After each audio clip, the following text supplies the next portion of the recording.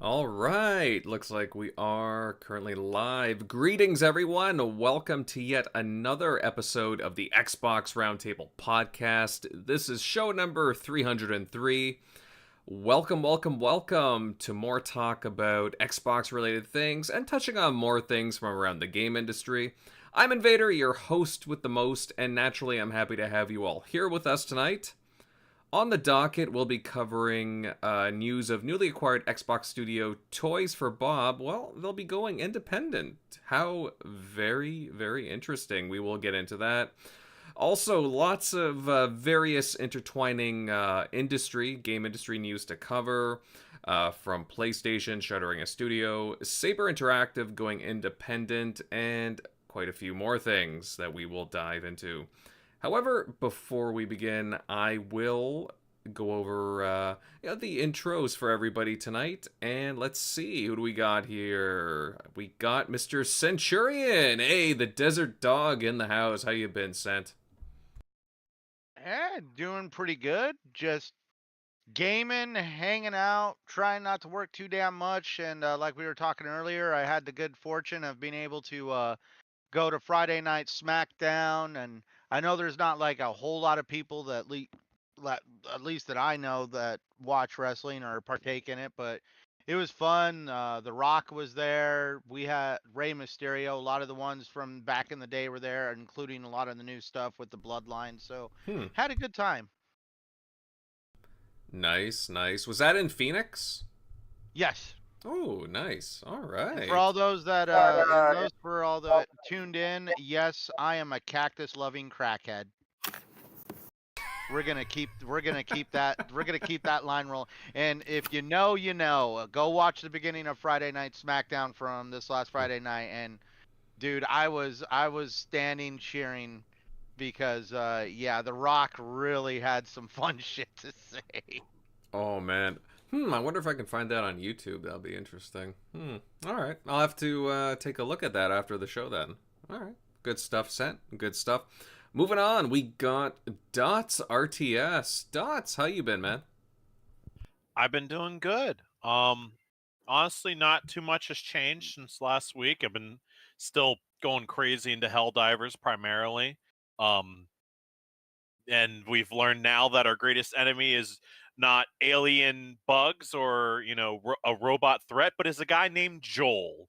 And Joel is the most evil man in the Helldivers community because he is the DM for the game. He is the man who literally has control of how tough the enemies are. If like you're in the middle of a mission, all of a sudden like a bunch of giant monster bugs, which normally you maybe see one or two at a time, and 20 show up, that's Joel just pressing a button saying, hey, this guy over here, he gets screwed over. So we so the community is gone crazy now that Joel is now the target of our spite for anything that bad happens to us on our war. Hmm. All right. Again, I'm very curious about that game. I do plan on picking it up sometime in the very near future. Looks like a lot of fun, a lot of craziness. So yeah, no doubt. Don't know. I'll admit I don't know about the whole Joel thing, but hey, that's interesting. Very cool. Moving on, we have Eric Shockley. Eric, hey, how have you been the past week?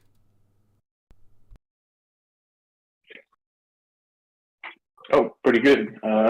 Just been trying to get some hours into. Been playing Rebirth this past weekend, so got I think a little bit past. I think maybe like the first chapter or so. So not too deep, but getting into that action that I love so much on the first one, which was really sick. I think Tales of Arise is kind of has a little bit of that, but I think they upped it a notch in this one just because you can do I think like more combos, using your other teammates. So there's a lot of it's.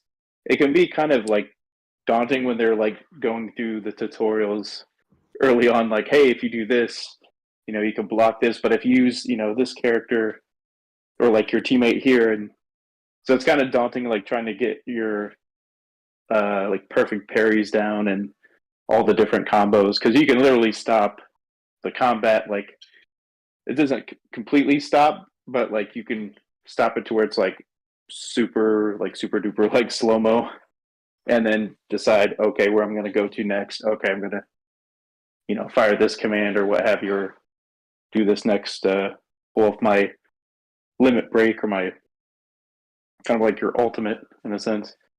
So I've been really enjoying that.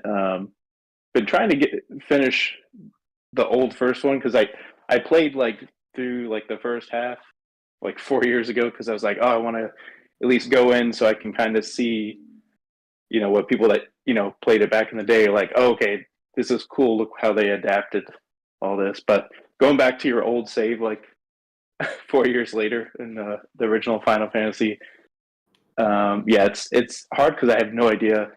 I have like kind of an idea what I'm supposed to do, but it's just like that game is not made for you to do that, and it's not forgiving if you step away for a couple of years and try to go back to your old save. But I've actually been playing their mobile version, the Ever Crisis, where it kind of like streamlined, puts you through the whole like compilation, Crisis Core and the original. So been trying to like just get maybe through that, whichever one can. If I can finish the first one soon enough, but I think I'm actually far enough in that game that if I'm not sure how far Rebirth is going to go, but I actually think I'm far enough to where I won't even really need to finish that one yet. But yeah, but I'm excited, and we'll see how it goes for how it proceeds next week. Hopefully, I don't know if I'll have it beat by then, but hopefully a lot deeper in. So but yeah, that's what I've been enjoying this week. So All right, Derek. That's very interesting. Yeah, I want to hear more of your thoughts on that. It's very interesting. Seen a lot of people get into Rebirth recently. Let's see. Moving on down, we got Grimes in the house. Grimes, how you been, man? Yeah, what's going on, peeps? I'm chilling. F1 is back. So I'm hyped about that. Hoping for a better season this year. Since last season was one of the worst ones in Formula One history. Yeah. And today was also the Manchester Derby. So yeah, but gaming-wise, I'm still having a blast playing Dead Island 2.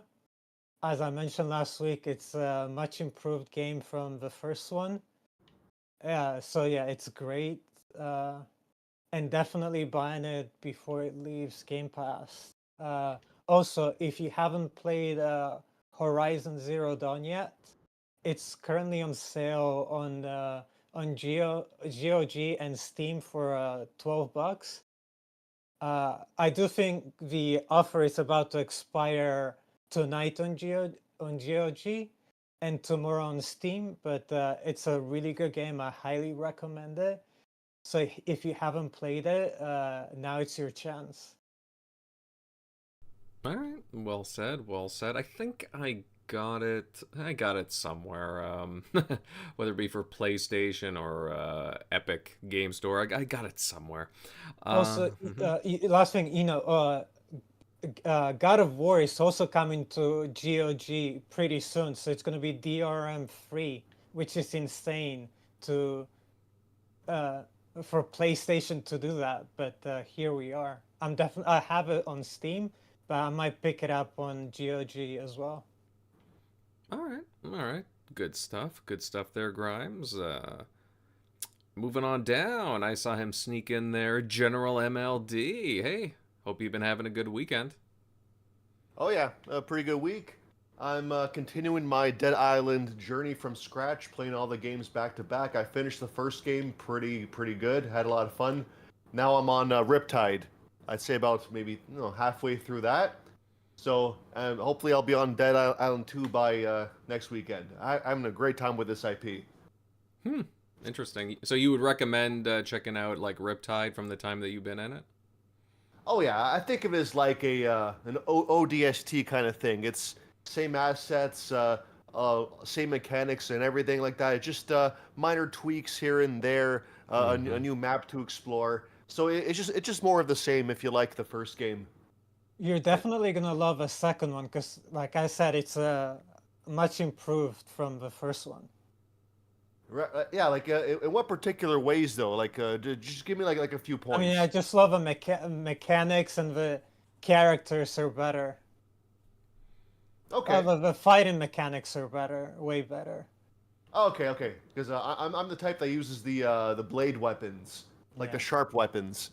for sure. I mean, so am I. Yeah, and I'm loving it. So Yeah, I think even in this game, like for a game like that's 10+ years old, the amount of customizations you can do to weapons is pretty nice. So if they take that up a notch, I can't wait to play it. Be good to know. Interesting, yeah. All right.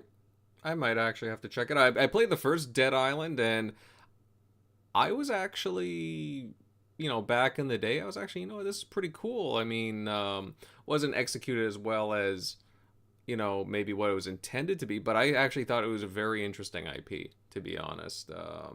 So, yeah. None of you guys have played Dead Island 2? I mean, that's what we're talking about. Yeah, I'm playing it currently, and I love it. Well, I'm listening to you, but I'm just kind of like, damn, I freaking like beat that game. I gotta still play the DLC, but Yeah, you dude, really liked it, didn't you? dude, I'm gonna say right now, if I'm willing to give Gollum a shot, I was very well I was very well pleasantly pleased about what Dead Island 2 was able to achieve, considering all the development woes that it went through. And that's why, I still stand by, just because a developer goes through what is considered, the buzzword development hell, still doesn't mean that they're going to put out a turd. I still stand by, and I'm pretty sure even Grimes could back this up. No developer shows up to work going, I can't wait to make a garbage game today. Yeah. There is one thing though. Like I look at the Metacritic of Dead Island 2. It's like in the low 70s. Like, So, was there a reason for that?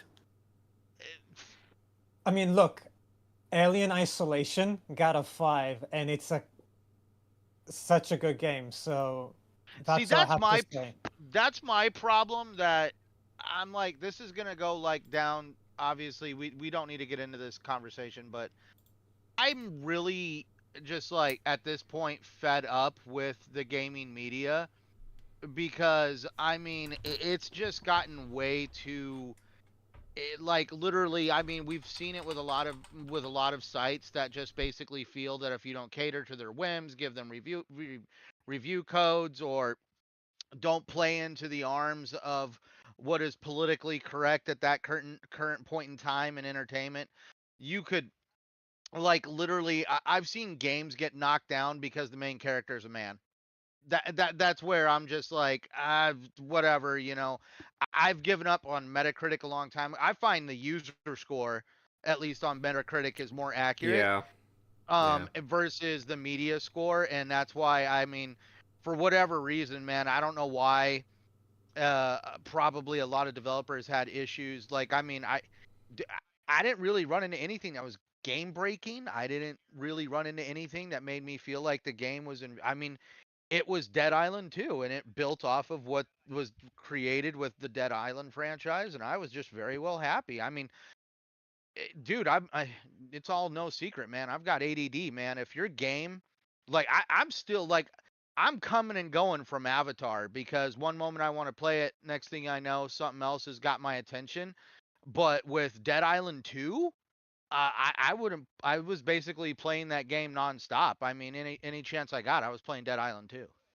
Okay, good to hear. And it just sucks that this game was docked for ridiculous reasons. That I think it's sad, but I agree with you. You're totally right. Some reviewers are just they put their own personal preferences above an actual game itself, and that's unfortunate. Okay, good to know. I'll have an open mind. All right, yeah. You know what? I might just have to download that sometime soon. Very good. Very nice. Thanks for telling me that, Sent. All right, guys, before we begin, kindly hit the like button and, of course, share out the show, as we would love to have more kick-ass people join us here tonight. Always love having a very interactive chat. Got some awesome people here already. But, yeah, let's dive right into the news. And yeah, let's talk about Xbox related things, really. And earlier this week, news came out that Studio Toys for Bob, well, they'll be branching off from Xbox Studios. Well, Activision, Xbox Studios, whatever, since the merger. But they'll be going on their own as an independent studio, to the surprise of many. And in the announcement from the studio, they sounded very optimistic and excited about their future, and even a tease of a partnership or a possible partnership with Microsoft on a future project. Yeah, very interesting indeed, I would say. Now, let's see here. I know, the guys want to kind of jump in here on this, but General MLD, I'll kick off with you here. What are your thoughts on this studio gaining its independence, considering Xbox just got them in the Activision deal, highly publicized, and it does kind of seem a bit perplexing when you look at it first, doesn't it? Like them losing them, but I guess it could be a lot worse, right?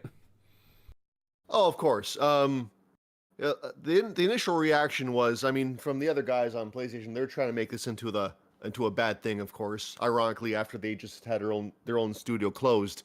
But to everyone else, the neutrals, Xbox fans, we were more maybe just scratching our heads. So immediately, I wouldn't call it bad news. It's just change. That's the best way that I described it at the time.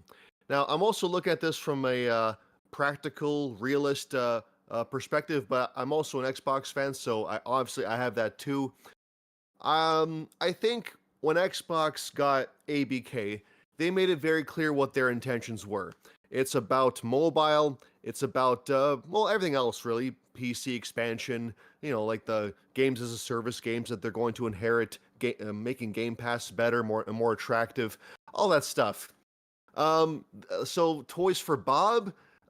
Given all these studios and IPs under Xbox now, I feel like it's lower on the priority list of what they can utilize it for, which as a fan, that's a little disappointing. I mean, there's plenty of dormant Xbox IP they can make games for. I mean, people are talking about Banjo-Kazooie for a long time and speculated that Toys for Bob can be that developer once you get them off Call of Duty. So I can understand the frustration here and how confusing it might look, but given the layoffs and how many players in the industry are trying to just keep costs at a sustainable level, this way it's kind of a loophole. I see it.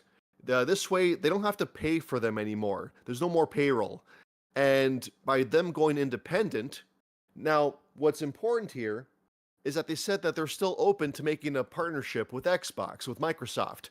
And that is the key. And that actually brings up a few interesting possibilities. So they don't have to pay for them, but Xbox Publishing can finance their next game. And whatever game they end up making, it falls outside of ABK and what Xbox has to contractually do. Because with every ABK game, I think they have to be multiplat, and they have to have cloud versions for Ubisoft as well. So if Toys for Bob makes a new game, as an independent studio, they don't have to do all that stuff. There doesn't have to be a cloud version for Ubisoft or a day one multiplat release for PlayStation. It can be, like many other published games, Xbox exclusive. Now, if they choose to bring it over a year plus later, like, Pentiment or Hi-Fi, that's another topic of conversation. But at the very least, any game Toys for Bob makes will be exclusive for Xbox. Now, also what's important, Xbox keeps the IP. So they still own Crash, they still own Spyro. People jumping to conclusions that Toys for Bob took the IP with them. No, they didn't. So Xbox still has these IPs at their disposal. They can contract out not just Toys for Bob, but anybody, whether it's internal or external. Like I know Sumo, they're a good studio. The developers who make Yooka-Laylee, there's a few guys out there. Point being though, Xbox owns the IP, so no harm, no foul. So I do see this as a good win-win scenario. Xbox saves some money on the payroll. Toys for Bob, I think this is what we all are grateful for. They're no longer a Call of Duty support studio. Sure, last generation they made the Crash trilogy remake, and same with Crash and Spyro. They made Crash 4, but since then they were just making Call of Duty, just helping sustain the development cycles now. So all Xbox really lost was Call of Duty Support Studio. Really, they lost their identity, and now they can keep that identity, and that's what's most important. They can now make the games they want to make, which is what the fans all wanted throughout the whole ABK trial process. And it looks like Microsoft Xbox, they have the first rights for basically approaching them to make a deal. So at least for the first game going forward, we shall see an Xbox published game, for us. If it goes well, I would hope that arrangement continues in the future. So that is why I do see this as good news. It's a bit weird, yes, because given how much time they spent trying to get these guys, but overall, it's good news. It's change, yes. It's a bit weird to some, yes, but Xbox keeps the IP, and the developers can do what they want, and I think that's good news all around. Yeah. All right. I mean, it is. Would you want them to work on Banjo-Kazooie? Or maybe Spyro again, or Crash? In their note, they did say that they were kind of vague on their new game. Mm-hmm. They talked about wanting to make like new characters, new worlds. So that to me says they want to make their own new IP, perhaps. But given we don't know anything about their next game, and I would prefer they would make. Well, they already made Crash 4. Maybe make another Spyro, and then Banjo if it works out well. I personally think that Banjo has been inactive for so long that the current market may or may not be receptive to it anymore. So I would personally want them to do a remake like they did with the Spyro trilogy of Banjo 1 and 2, possibly nuts and bolts. Put that out there, see how the market reacts. And if they like it, make a new Banjo-Kazooie game, like a real traditional one. One that people, like the older gamers, remember back on the N64 days. That would be the strategy that I would have in mind. So, but definitely something that Xbox owns that definitely needs some love. Like, they're one of many dormant IP. Yeah, they got quite a few. I mean, hell, I'm one of the guys that would love to see another installment in Blinks, but hey, that's me. But yeah, they got quite a few IP, like, again, some of these platformers that they really need to utilize. I do think there's love for Banjo, but yeah, I mean, if not them, then who? I guess there's a few possible takers. Let's see. Moving on down the list. Shockley, buddy, I mean, I would love your opinion on this. MLD gave his thoughts. What do you think about, again, Toys for Bob going independent? I mean, some are puzzled by it, but, it is pretty good that Xbox let them do their own thing.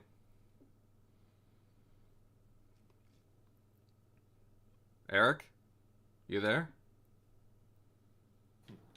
Hey, yeah, no, my bad. Yeah, I don't think it, I think the deal that everybody was kind of like initially making out of, like, oh no, like this was like a terrible bad thing. I mean, if we think about how many studios they acquired, like we wanted them to like just maybe like keep all of them and run all of them, but it is kind of like daunting to keep that many teams up, as we've seen with, which we'll get to later, like other studios either getting shut down or seeing mass layoffs. So this is probably just a way to avoid that. So if that means like they don't get shut down or get diluted to the point where they're barely or don't really exist anymore, I mean, I think that's a win for most. Plus, Microsoft's keeping the IP, so they're naturally probably going to want to still partner, which that's what we're hearing, them wanting to partner with Microsoft, because they probably still want to make some of those games and still use some of those IP. And who knows, I wasn't even sure if any of these would, from this ABK deal, it always seemed like most likely that we weren't going to get any exclusives from from it, just from what went on. So I don't even know if like a Microsoft would make a Crash or Spyro exclusive. Might go into Game Pass day one, which is cool. But I mean, at the end of the day, it's we're not. Toys for Bob is still going to be making games for, Microsoft and probably using their IP, and it's still now if they partner with them, we probably still get them in Game Pass. I would imagine, even though that would be the only thing where, it might not, since they wouldn't be directly under. But no, I think it's good for them, especially what we've been seeing happen to other studios. So good that they're still here and they're not making Call of Duty. So hopefully they'll do that with other studios. Hopefully we'll see Raven, some other ones that are still. I mean, I don't know what they do other than to keep the Call of Duty money train going. I don't know if you can pull off that many of these studios to. I mean, they once before were making their own stuff and doing Call of Duty every year. So, but maybe that was before Warzone. But we'll see. But it's good for them. So I'm happy that and from that aspect that they're still trying to partner with Microsoft, and we'll probably still get some good stuff and more Crash, Spyro, and hopefully maybe they could tackle a Rare game in there. Maybe a Conquer, or a Banjo. Like that's all we all kind of thought of them as. So, but yeah, I think this is only, it's not really bad news. It's just like, hey, this deal's kind of changing. So I don't think it's going to be a huge loss like it was like Bungie, where it's like, hey, Xbox One could have used Destiny at that time. Had they had Destiny that year when Sony didn't really have anything going for it, like they didn't have really any big strong first party IP, that would have been big. Whereas they kind of used Destiny as their big thing. So I don't think it's going to be that different. But yeah, that's all I got. All right. Fair commentary, Shock. Some interesting points. Moving along to Dots. Dots, I mean, I'd love to hear some of your thoughts on this. Again, a bit of a surprise, Toys for Bob going independent, but a much better outcome than a lot of other studios right now. Yeah, what's your take on this? Yeah, no, I think that they are bringing themselves to try to dodge a bullet that potentially becoming their way. Because I mean, I did a quick look back at like all they've done, and going from something as big as like Skylanders, and then jumping into pretty much like the old like remaking of those old timey PS1 platformers is that was their bread and butter, and the Crash trilogy remake and the Spyro trilogy remake, they were both really well received. They were well polished. New voice acting and all that stuff, and it like they made good games, and there was like no flaw to them, and there was soul to them. And then being reduced to Call of Duty support, I feel was overall a waste of the talents of that company. And so them, I won't say they're jumping ship, because the last two guys just said, I agree that they'll still be working with Microsoft. I mean, as a we whole. don't know what was said behind the scenes, right? But it seems pretty, like a good relationship, considering they want to do something with Microsoft or Xbox, right? Yeah. So they'll obviously keep working with the platform, even if it's not working with Activision Blizzard. And I mean, I don't blame anyone for not wanting to work with Activision Blizzard. I know Microsoft took them over, but I still have not seen any positive outcome from that yet. I don't know how long this draining of the swamp is taking. But the last news I saw with anything Blizzard were people complaining about a $60 horse skin in Diablo 4. So, and I don't stick with any news Call of Duty because I maintain the fact that I have not played a Call of Duty since Call of Duty Ghosts. Activision Blizzard's still not on my good list until I actually see something worth, saying, okay, Microsoft, smacked them around and got them to the point of where they need to be. So no, I think Toys for Bob made a good choice, and I think that I look forward to what they put out because I liked what they put out originally.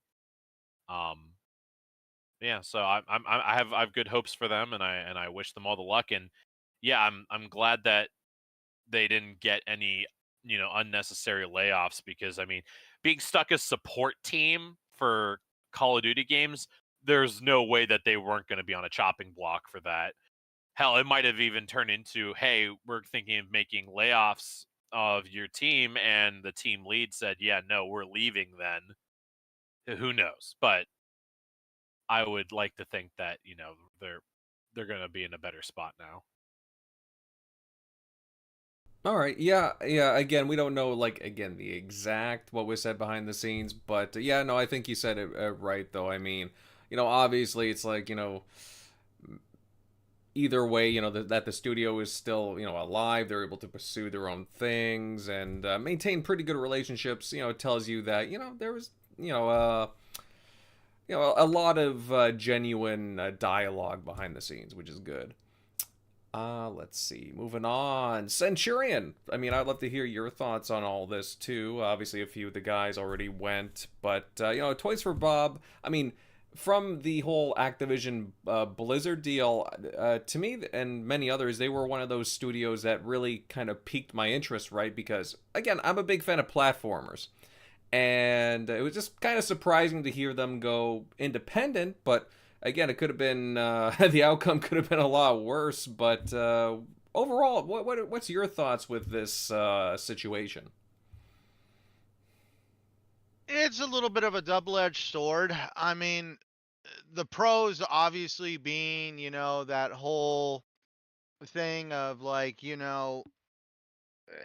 like the corporate guys come in and they obviously like to lay people off. Like, I just think it's funny that, like, in one of the articles I read, that they had to bring up like, oh, Microsoft, they wanted to get out, like, they didn't want to be like what EA is doing right now, because Microsoft has closed studios in the past, and the person writing the article reached all the way back in time, got a hold of Doc Brown and Marty McFly, and they hopped in the DeLorean and with a flux capacitor, and they brought up Lionhead Studios, and I'm like, man, you had to reach far for that one. I mean, holy cow, dude, did you freaking have fun landing on the moon? Not to interject too much, but I mean, in Microsoft's defense, I mean, going back to like 2014, 2015, they parted ways with Twisted Pixel, like, no problem. I don't think a lot of people remember that. I mean, they got bought by Meta, but still, I mean, they wanted to do their own thing and branch off. I guess it wasn't working for them. And you know what the funny part is? They also did that with Bungie. And yes, you know what? yes. And you know what? It was like Microsoft was like, "Oh, you want to leave? Here's a loaded gun. Go ahead, shoot yourself in the foot, Bungie. You have fun with that." And yeah, at any rate, so that's where, yes, I understand. Maybe there was a reason behind it, like, oh my God, we don't want to have layoffs, or we don't want to deal with that. I understand having a certain amount of independence definitely gives you some strength, because I mean, like, I'm pretty sure everybody that's going to hear the sound of my voice, at the end of the day, we'd all love to work for ourselves rather than working for someone else. I mean, that's ultimately the dream of any individual, is to basically make your own destiny and make your own money. Sometimes when you have the backing, though, of a big corporation, you could sometimes do things that you never thought you could, without having to worry, and that's where it's kind of like, why did they want to do this? That's the only reason why I would really want to know more of, like, the tea that's going on behind the scenes. Because let's look at, the big thing, like, let's look at Bungie. They left Microsoft, got teamed up with Activision because they wanted to get into games as a service. And now we're all starting to basically realize, and I'm sorry for the people that really enjoy Destiny. I even have a lot of money wrapped up in the Destiny franchise. But now we're starting to clearly see that Bungie basically kind of like hung on the branch too long of games as a service. They did some very beautiful things with Halo, but then they abandoned Halo in the name of going after games as a service. And now we're starting to see some of the cracks starting to show. They got themselves up with PlayStation now, and PlayStation's ultimately giving Bungie the ultimatum of like, yo, you guys need to get your stuff together, or dot dot dot, or what. Nobody really knows what's going to happen to Bungie, especially if Marathon falls flat on its face. And that's where, like, if I'm correct, didn't Toys for Bob do Crash Team Battle or whatever it is? Yes, they're the That one was that. last year's game, right? Yeah, exactly. That was Rumble. Rumble, yeah. Crash Team Rumble, whatever. Basically, it was a beat 'em up. It was essentially taking what people were like, we want a Crash Bandicoot game. Oh, here's Crash Team Rumble. Not what we meant.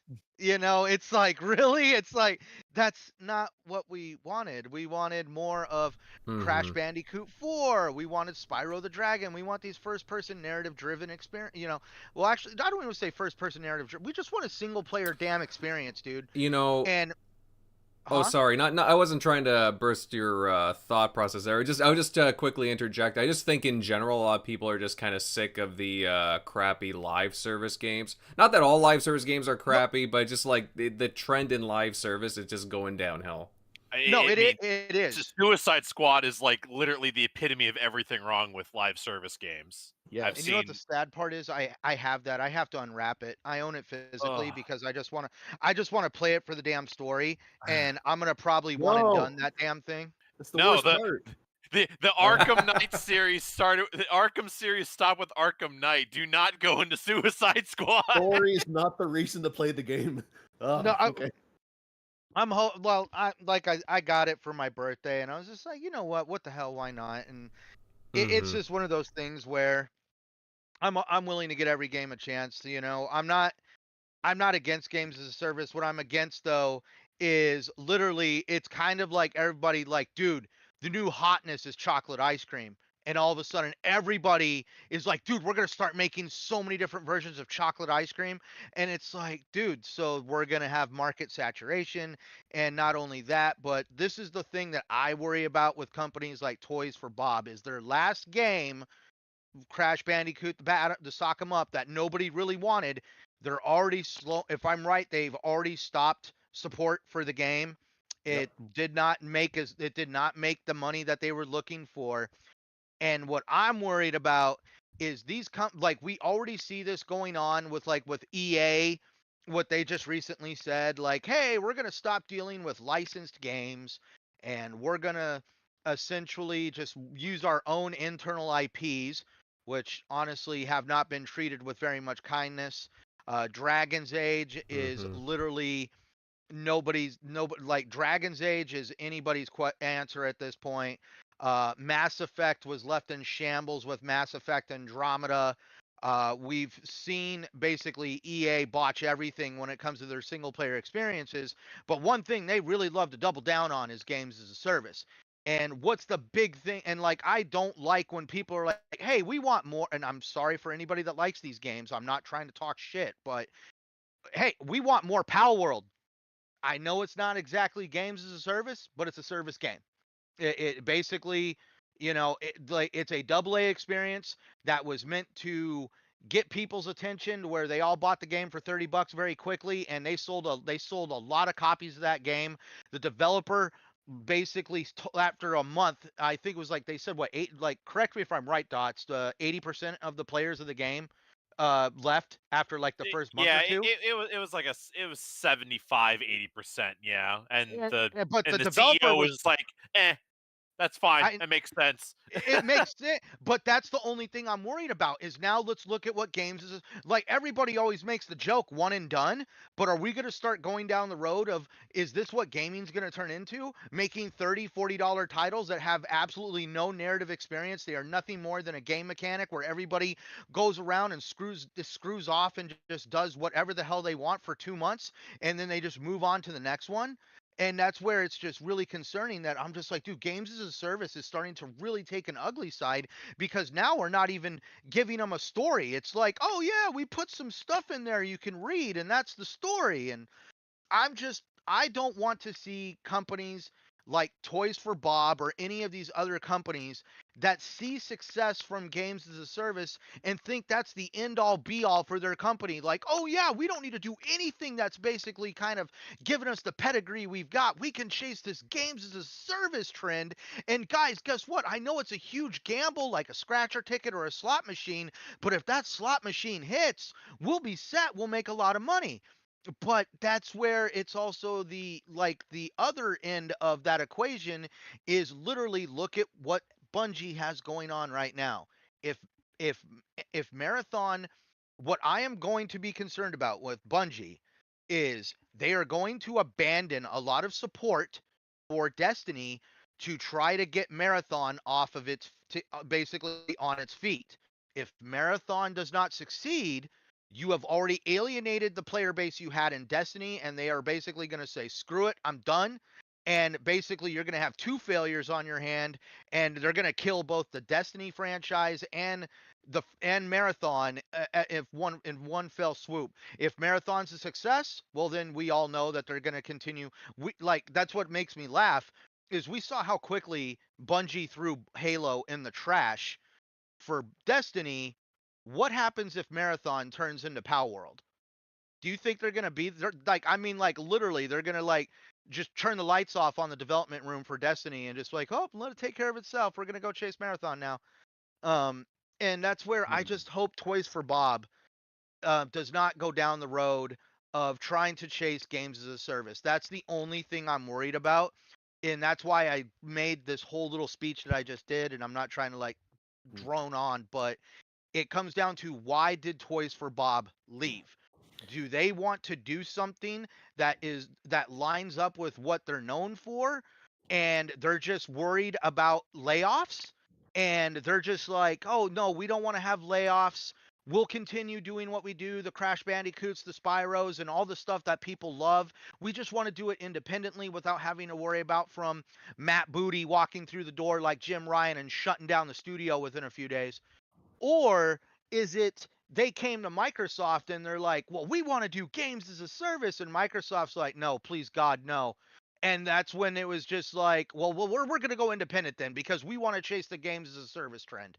And that's the only reason why I say that there's a double-edged sword here, and I want to know the real tea that's going on.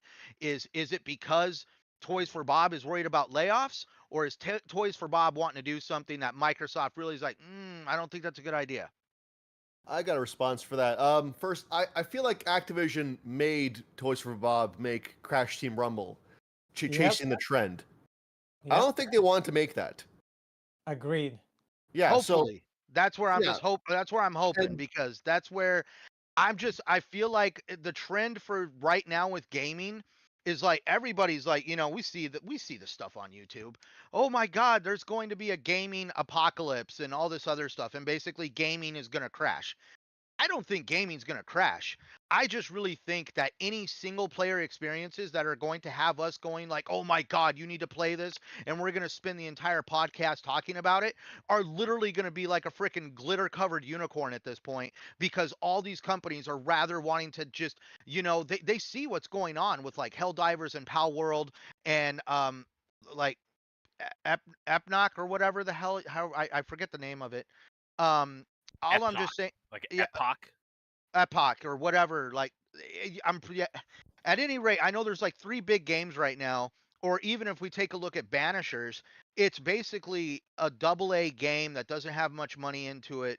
And that's where I just really do feel like a lot of these companies are going to start shifting away from single player experiences. And that's where I just hope that Toys for Bob is going to be one of those holdout companies that, like, dude, for all I know, maybe Microsoft did say they want games as a service, and Toys for Bob gave them the middle finger, was like, hell no, we're going to go continue making what we're known for. But I don't know. Like I said, I'm just very curious on what I feel like their next game that they reveal to us is going to be like a tell-all on really what their ambition is for the future of Toys for Bob.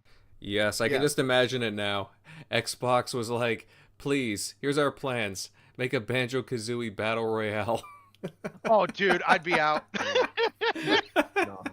Dude, if No. Microsoft did that, I'd get a plane ticket, go down to Redmond, and it would be like taking the keys away from a drunk driver. No, give me those right now. Give me those. No, you ain't doing this. Give me the keys. You get No. Banjo-Kazooie, Bottles, Mumbo Jumbo. They're all diving off of a plane onto Spiral Mountain, and they're all armed with like machine guns and stuff. No. Just...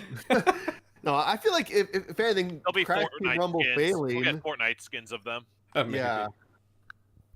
No, I just feel like Crash Team Rumble failing was like, hey, we tried it, didn't work out. Whether they were forced to make it or not, that game not doing well is the signal for them to do their own thing. And they are a small studio.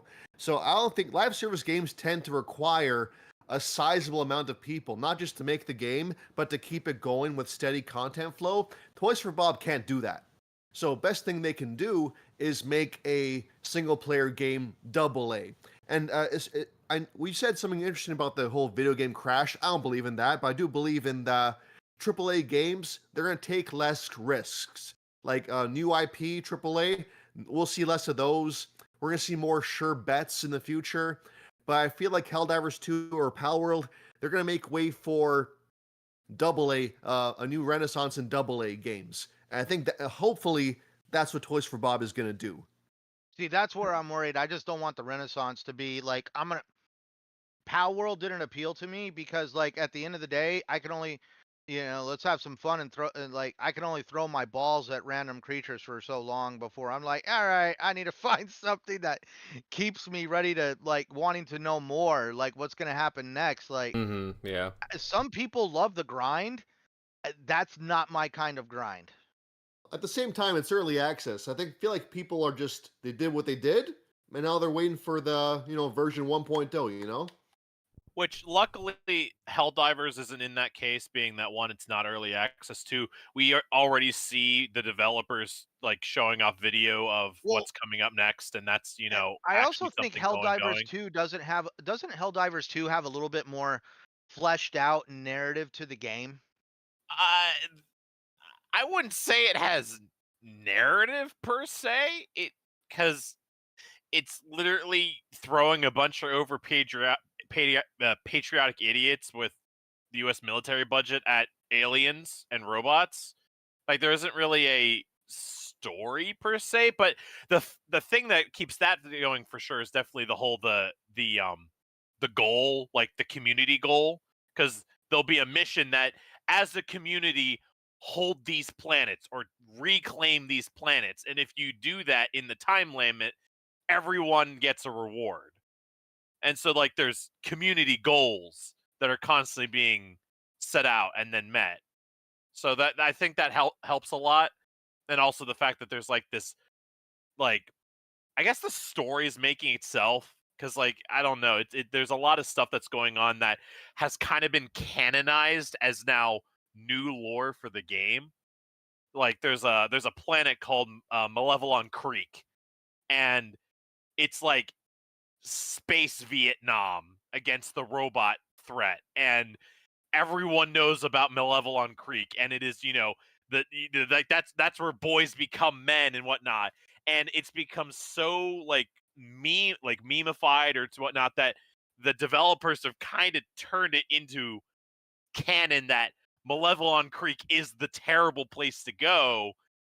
So we're gonna make it a constant battle and like make that something that we always have access to, but make it so it's impossible to actually liberate entirely. So, like, there's a lot of freedom I feel like Arrowhead gets with Helldivers that, obviously Power World is drop it and then update versus Helldivers 2. It seems like the devs, especially now that they're done fixing the server cap, which is now at 800,000, and now they're getting rid of bugs, crashes on turning on the game are fixed up a lot, and so we're in a much better position where they can actually now work on the content rather than fixing the game so it's still in a playable state, which I would say at this point it's in a very playable state.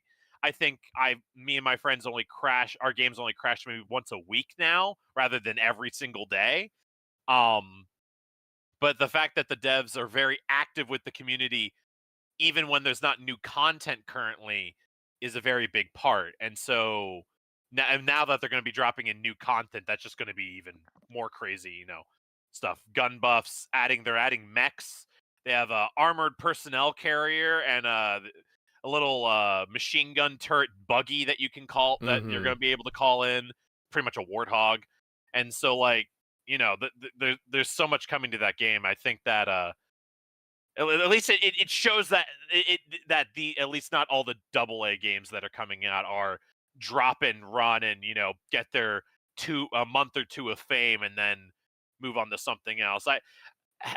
My opinion, See, at that's least, what I don't want it to turn into. yeah, no, I agree with you that I don't want that to turn into either. And I think what you're saying is right, that if Toys for Bob makes a good first person narrative experience, that at least would break up all the live service stuff. But yeah, So it's kind of like to me, it's like because I'm a huge movie fanatic, and even in the entertainment industry, you get what we call shovelware, where I mean when Transformers was the hip thing, everybody was trying to figure out how to make movies about robots and actually here's a good one. Remember the Blair Witch Project? The Blair Witch Project was like this thing of how it was filmed, like somebody carrying around a camcorder and just this god awful way of filming, and The all game of a was sudden terrible, though. everybody was filming their stuff like the Blair Witch Project. Yep. But the game was terrible, though. I don't know if anyone played No, it. I'm not talking about the game. I'm talking Yeah, about the I actual know. movie. Yeah. Dude, it was kind of like it's kind of like how many iterations of Saw have we had? Or How many it's like iterations of Paranormal Activity Yeah, I have was we gonna had? say that. Yeah, like it's It's like where it's just like, yeah. okay, cool. Two guys being locked in a room and one cut his foot off with a hacksaw. That was cool, but now we're like 10 movies in. This is starting to go. You know what? I will say Saw is one of my guilty pleasures. Like, Oh, really? Oh, dude, it is. yeah, But that's where yeah. now here's the thing. I had the good fortune of actually meeting one of the producers of Fade to Black Films Mhm. that did the original Saw movie. Ooh. What made Saw so special was the fact that that movie had a very, very small budget. Yeah. Because most of it was filmed in that room. They didn't have all these set pieces and places to go. That's what, he explained it to me. He's like, that's what made Saw so unique, was the fact that it required very little budget, and it was just these two guys hatching stuff out in this room, going through this crazy ordeal, and that's what made it so special. But as you can see now, it's obviously evolved way beyond that. It's kind of like also the Fast and the Furious franchise. The Fast and the Furious franchise, the very first movie, they were actually paying street racers in LA to just show up and be extras because they needed people with all these Yeah. cars. They didn't have all these budgets to have like Ferraris and Lamborghinis and all It's this all other stuff CG to now. fill.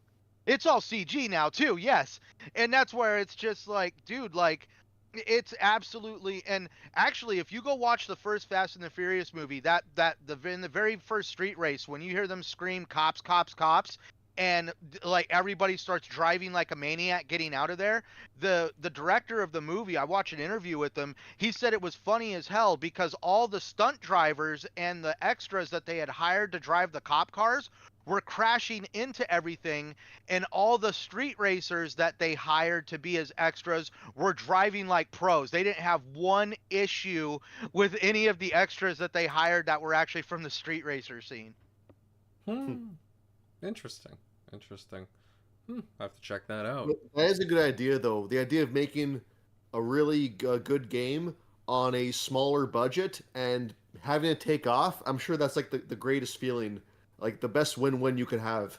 Mm-hmm. Oh yeah, and that's where I say games as a service is something that should be start off as small, see if people want to embrace the concept and then build off of it, versus trying to come in and be like, yo, we're going to throw X amount, couple $1 million and risk our entire company on it and hope for the best. Yeah, I feel like Sea of Thieves was a good example. They started Yeah. pretty humble, but once people stuck with it, saw the potential, here we are, right? 6 years later. Well, to be fair to Sea of Thieves, at least like it, it didn't have like these, whether it be loot boxes or giant passes to buy. Yeah, we did it Um, right. Cosmetics only. Yep. yeah, like it, they weren't price gouging. That was the thing, so it was easy to support it. Granted, it took a little while, but yes, you are right. It did turn out to be a pretty fun game. You are correct. Grimes, I want to get you in on this one. I want you to have your say. What do you think about the whole Toys for Bob situation here? Microsoft kind of letting them go independent. Do you agree with what the guys are saying? What are your thoughts? Yeah, Toys for Bob going independent. Honestly, I'm not too bothered. Just like the rest of you guys mentioned, it's not a bad move.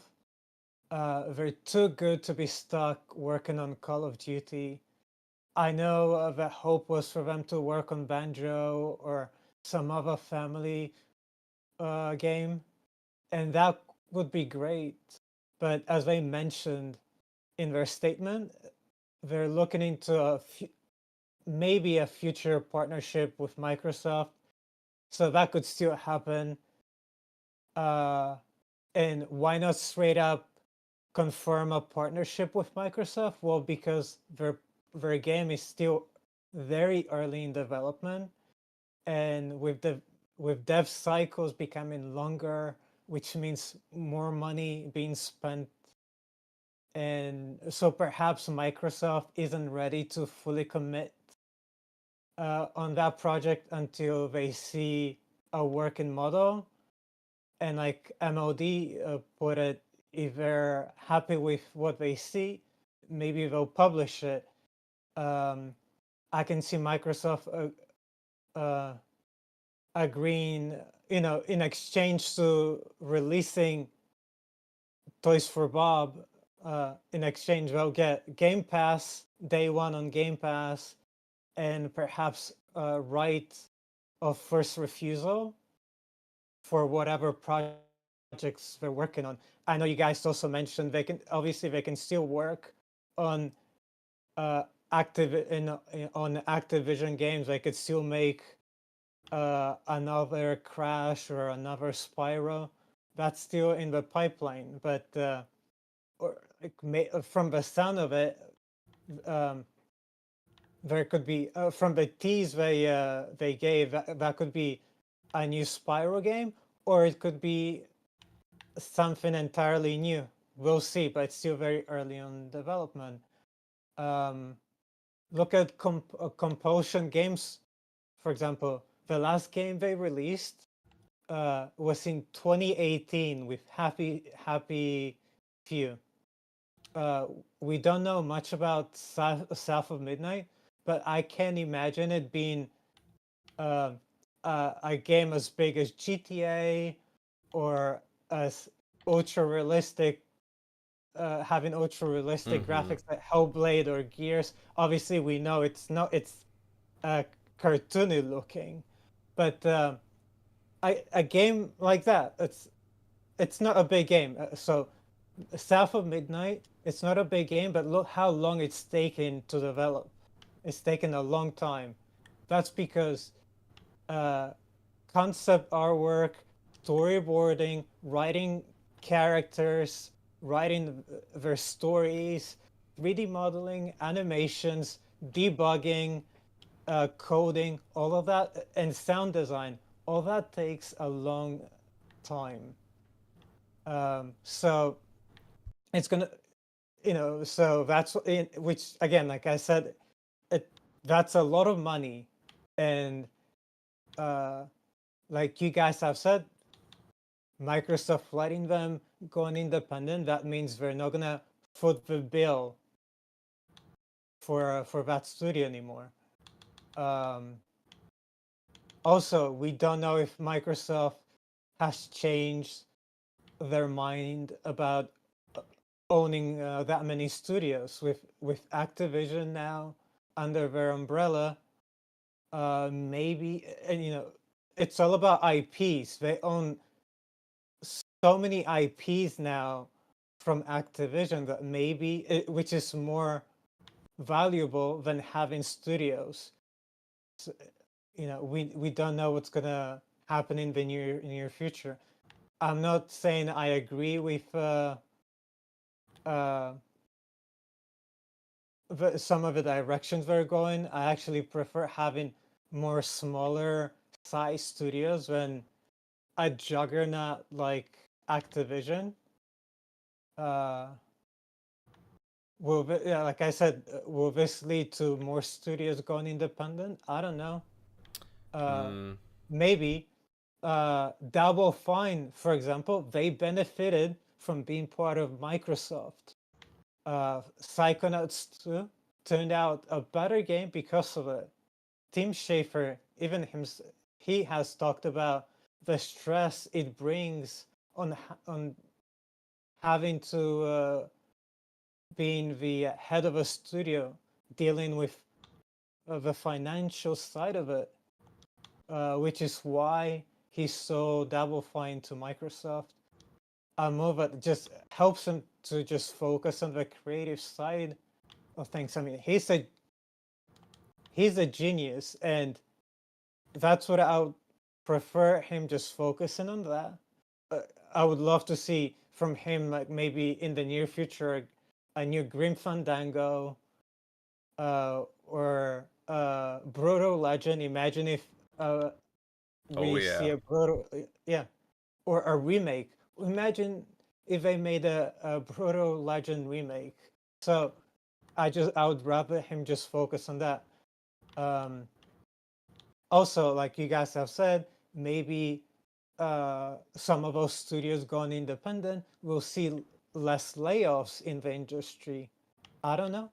Less layoffs to me is better and leads to healthier life for everyone, including it's better for the gamers and it's better for the devs working on those games. Toys for Bob will also save tons of money by going fully remote. I know some people prefer the office life, but for businesses spending millions upon millions of dollars in the entertainment industry, it's better working remote. I briefly mentioned this last week, how expensive development tools are, and studios could be spending anywhere between 120K to 500K on software alone per year. Marketing isn't cheap either, which is why being under Microsoft helps a lot of those studios, because Microsoft or Sony or another big publisher foots the bill for marketing. And then, we are going to be touching a bit more about this, but I just think like we're entering into the unknowns. I personally believe, for example, companies would sell more games if the prices remain between 50 and 60, the 50 and 60 price range. I also know people say make shorter games, which it could work, but as I alluded to earlier, even smaller games take so long to make. God of War, Horizon, Forza, EA FC, Madden, NHL, etc. All those games reuse assets for the next game they make, and it still takes a long time. Obviously, FIFA, or I'm sorry, EA FC, Madden, it's basically the same game every year. They just update the database and some modifications. That's why they can release it every single year. But God of War, Horizon, Gears, again, they still use a lot of the same assets like animations and 3D sometimes they use the same 3D models for the background, etc. And it still takes a long time. Even look at EA cutting back on Centurion mentioned, EA is cutting back. And I'm sorry for anyone being laid off there. I can't believe we're almost nearly at 10,000 of the number. We're nearing 10,000 people being laid off in the first 3 months of the year, and it's terrible. There are also the rumors of the Mandalorian game that I forgot that EA was working on. Respawn was working on being canceled. Those are still rumors, but it's probably true. Which is a damn shame. Because I'm certain everyone here and most people would have loved to see that happen. I still believe that the Coalition would be a better studio to make a Mando game, or even the Doom developers. Just imagine a Mando game in the style of Doom. I mean, that would be just insanity, pure insanity. Could EA scaling back mean maybe they're looking at some of their older games, maybe a Medal of Honor reboot, or a Titanfall reboot, or a new Titanfall game? I hope so. I know, like One day. most fans have been begging for a new Titanfall for years. Not an Apex Legend type of game, but a proper Titanfall game that doesn't get thrown in between a new release of Battlefield or COD. I mean, when they did that to Titanfall 2, they just pretty much, it was dead on arrival being released between those two games. And look, even EA is even struggling with franchises like Need for Speed, a game that it was an unstoppable force in the mid to early 2000s to the mid 2010s. It was such a great game, and it's fallen behind Forza Horizon, a set of course, I think it's called, the other one. It's just not appealing anymore. The only game that's doing extremely well for EA, it's EA FC, and that's because, again, it's pins them so much money with that live service type of. They don't even bother with a single player aspect of EAFC because they make so much money selling Ultimate Team cards. I did enjoy the Jedi games like Fallen Order, Squadrons was decent too, and even the Dead Space remake. At first, I was like, meh, I don't know. I already have it for 360. Do I really need it? But I bought it, and it's a proper good remake, in my opinion. And speaking of like more layoffs, WB, it's not in a good place. Ubisoft is struggling too. Mm-hmm. We touched on this a few weeks ago, and I know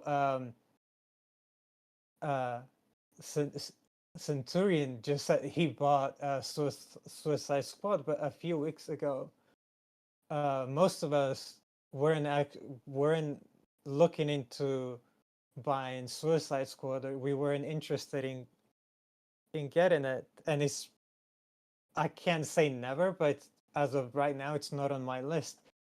And I actually have heard that the story aspects of a game and cinematics of a Suicide Squad game are pretty good, but everything else is it's average. But we'll see. I haven't played it.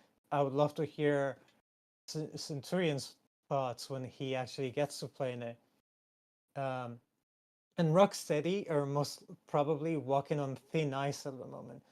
WB made some comments that the sales have been disappointing. Even though everyone knows that the state of a game and the content isn't actually Rocksteady's fault. They were forced to make that game, and that's why I feel like Activision also forced Toys for Bob to make that Rumble game, and I don't think we're gonna be making live service games unless they're they need money, which I feel like a lot of small studios, that's why they go that route. Could Rocksteady go independent in the near future? Hopefully, if WB doesn't get a grip on the gaming industry, I'd much rather them going indie than being shut down. And if I were WB, I would do the smart thing and have Rocksteady make a single player Peacemaker game starting the one and only John Cena. I mean, here's an idea for you, WB. Do you know how well that would sell? A Peacemaker John Cena game. I mean, if anyone has seen the show, it's hilarious. It's brilliant. His character's already selling pretty well in Mortal Kombat. Yeah, so just imagine what that would do. And Rocksteady, I feel like that would be a perfect studio for a game like that. And then I mentioned Ubisoft. I don't know what's going on there. I like Ubisoft games. I'm so hyped for Star Wars Outlaws. I'm definitely gonna get it. It looks so good. But Skull and Bones, I just don't know what they were thinking. They could have easily made a live service. I know we don't like live service games, but they could have made a live service game in the Treasure Island world. That would have been so much better than a dull game like Skull and Bones where you just like sailing for 30-40 minutes doing pointless objectives. I mean, I'm sure there's some people that are enjoying it. Skull and Bones was like a step, like, dude, like compared to Black Flag. Black Flag, you could get off the ship and explore Yeah. the islands. Black Flag, you could board ships and have an actual battle, not Yeah. the boarding a cinematic. That's why everybody was like, how is a game that was in development for as long as Skull and Bones actually like feel like it's taken a few steps back from what Black Flag was? But what you said, Grimes, I didn't mean to interrupt you. I just want you Oh to know, no, like, sure. what were they thinking? This is why I get concerned about games as a service. I'm pretty sure, yes, you guys are right. Activision probably forced Toys for Bob to do this, but I'm also not going to rule it out that Toys for Bob might not try to pull the whole rabbit out of the hat that everybody does. Like, oh, we could try a service game and hope for the best. And the only reason why I bring that up is because I believe it was a Star Citizen developer who worked because if I'm right, Star Citizen was done by Blizzard, which also does World of Warcraft, right? I'm not sure. Anybody else gonna correct me if I'm wrong? What was the question? Is Star Citizen and World of Warcraft both made at Blizzard? No, No. Star Citizen is not a Blizzard game. I think They're it's an they're independent crowdfunded. studio. No, so What game is it that's over there at World of Warcraft that StarCraft. Blizzard? You mean StarCraft? StarCraft. So Yeah. maybe I forget. Maybe I'm Oh, getting one of the like. I'm getting the names kind why of are you like putting the flubbed up. salt in my wounds? Well, maybe I'm quoting it wrong. I'm hoping I'm not. But one of the developers for a game that had something to do with World of Warcraft. Basically, he helped develop. I believe it was like StarCraft 2, and he basically went on a live stream and told everybody that a mount in World of Warcraft Oh yeah, I heard this. made more money than StarCraft 2 I've put heard, together. yeah, I've heard that too. Yeah. And that's what makes me concerned about games as a service. I'm not against service games. It's the fact that apparently, according to the gaming industry, everybody has nothing better to do than to sit on their ass and play a service game, and It's they don't FOMO. take any consideration that literally look what's going on in the world right now. There's people out there working 50 hours a week, 2 jobs, 3 jobs, what have you. They're juggling kids and all sorts of like to me a game that's like, oh yeah, you got to run this raid that's going to take you like 5 or 6 hours, and I'm like, dude, I can't guarantee I'm going to be uninterrupted for 5 to 6 hours. I can't do that, and that's where I just don't want the whole market just to all of a sudden be like, well, we're all switching to service games because apparently everybody wants to buy a mount and they don't want to buy a game. I mean, yeah, but what's that Riot game for PC? They sell like $500 skins sometimes. It's a shooter game. What, Well, Valorant? First- No, it's not Valorant, is it? Yeah, Valorant. Yeah. So Valorant, it's like a huge problem with that, yeah, because like it's all about FOMO. You see, like they make a. It's haven't you guys seen that Apple TV show Mythic Quest? They pretty much like it's make fun of like people spending hundreds and or like thousands of dollars on cosmetics. It's because it's FOMO. People see something that no one else saws, and they just want to get it. Mm-hmm. But and then like a few of my last points I was gonna say is like also look at Division 2. Uh, did anyone actually ask for that game? I don't think so. Most Division fans, including me, were asking for them to just expand on New York. They could have charged $20, $30, or $40 for a new area in New York. They could have done Brooklyn, Harlem, Bronx, wherever, and and again, yeah, charge for each one of those areas. And I remember when Division 2 came out, not long after it was on sale. I don't exactly remember the price, but I think I bought it for $4 or $5. Again, not Ubisoft long. games go on sale quick. It's Yeah, weird. yeah, but again, it's because I don't think Washington D.C. and New York, like which one it's more appealing, So for and me, at least from my standpoint on it, is the reason why I feel like they kind of screwed up was the original game was set in Christmas time.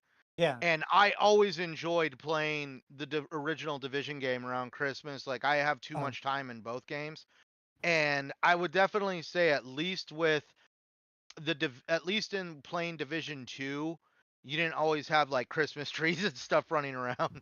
Yeah. Well, like for me, I enjoyed Division 1 because of the Northeast. Um, so, and yeah, I just feel like it's a much better game. But they always like people would try to go into different areas of the game, and it looked like other areas of New York were being in development, but it never actually came to fruition. So they missed that boat. They could have continued. They could have done like a Destiny or a Halo Infinite or Sea of Thieves or whatever, and continued expanding that Division 1 instead of making Division 2. Well, for the salt in the wounds on Division 1, we got Warlords of New York, where you Yeah, play I know. Division 2 to go back to New York and close out the Division 1 frickin' storyline. Yeah. Oh, that's I funny. know it was reviewed pretty poorly as well. But but at least for Ubisoft, Ubisoft has a better future in the horizon to the likes of Embracer. I don't even have anything positive to say about them. I just Mhm. saw their studios either get bought out by other publishers, or like Saber Interactive get their independence back. Mhm. Although that actually it's not a given yet, as they are in the works of being sold to a private equity firm, which hopefully is an Embracer 2.0. You just never know with a private equity firms. So we'll see. But I would also love to see Crystal Dynamics go their own separate way. But we don't even know if they would even be able to keep their IPs like Tomb Raider. Maybe Microsoft could acquire them since they already have a close relationship with them. But it depends on if Microsoft is cutting down on studios or not. We shall see. I was also looking forward to that now canceled Deus Ex by Eidos Montreal.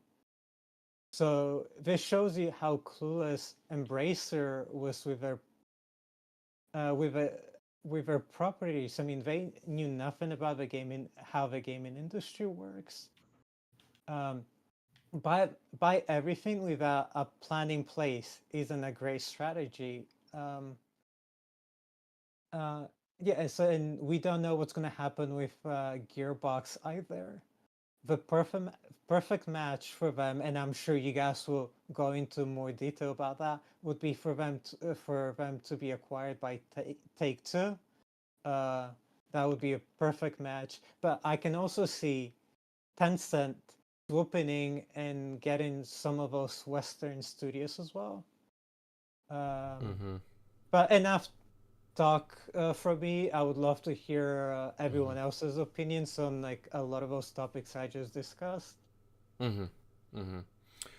But just to round out the first topic, though, Grimes. Honestly, guys, thanks for the input when it comes to Toys for Bob getting their independence. Because, you know what? Again, it was just an interesting story that popped up. I'm glad that they didn't close, and again, they seem to have a pretty good relationship with Microsoft and Xbox. So hopefully, we see what the heck they're working on soon. It's a bit of a positive light in the landscape right now, the gaming landscape. So glad they're able to go independent. To everybody tuning in again, guys, share out this show, let everybody know that we're live, and hey, give it a like. That certainly helps us out. But yes, as Grimes was alluding to, let's move on to some other things that came up through the week, and he already touched on a few of them.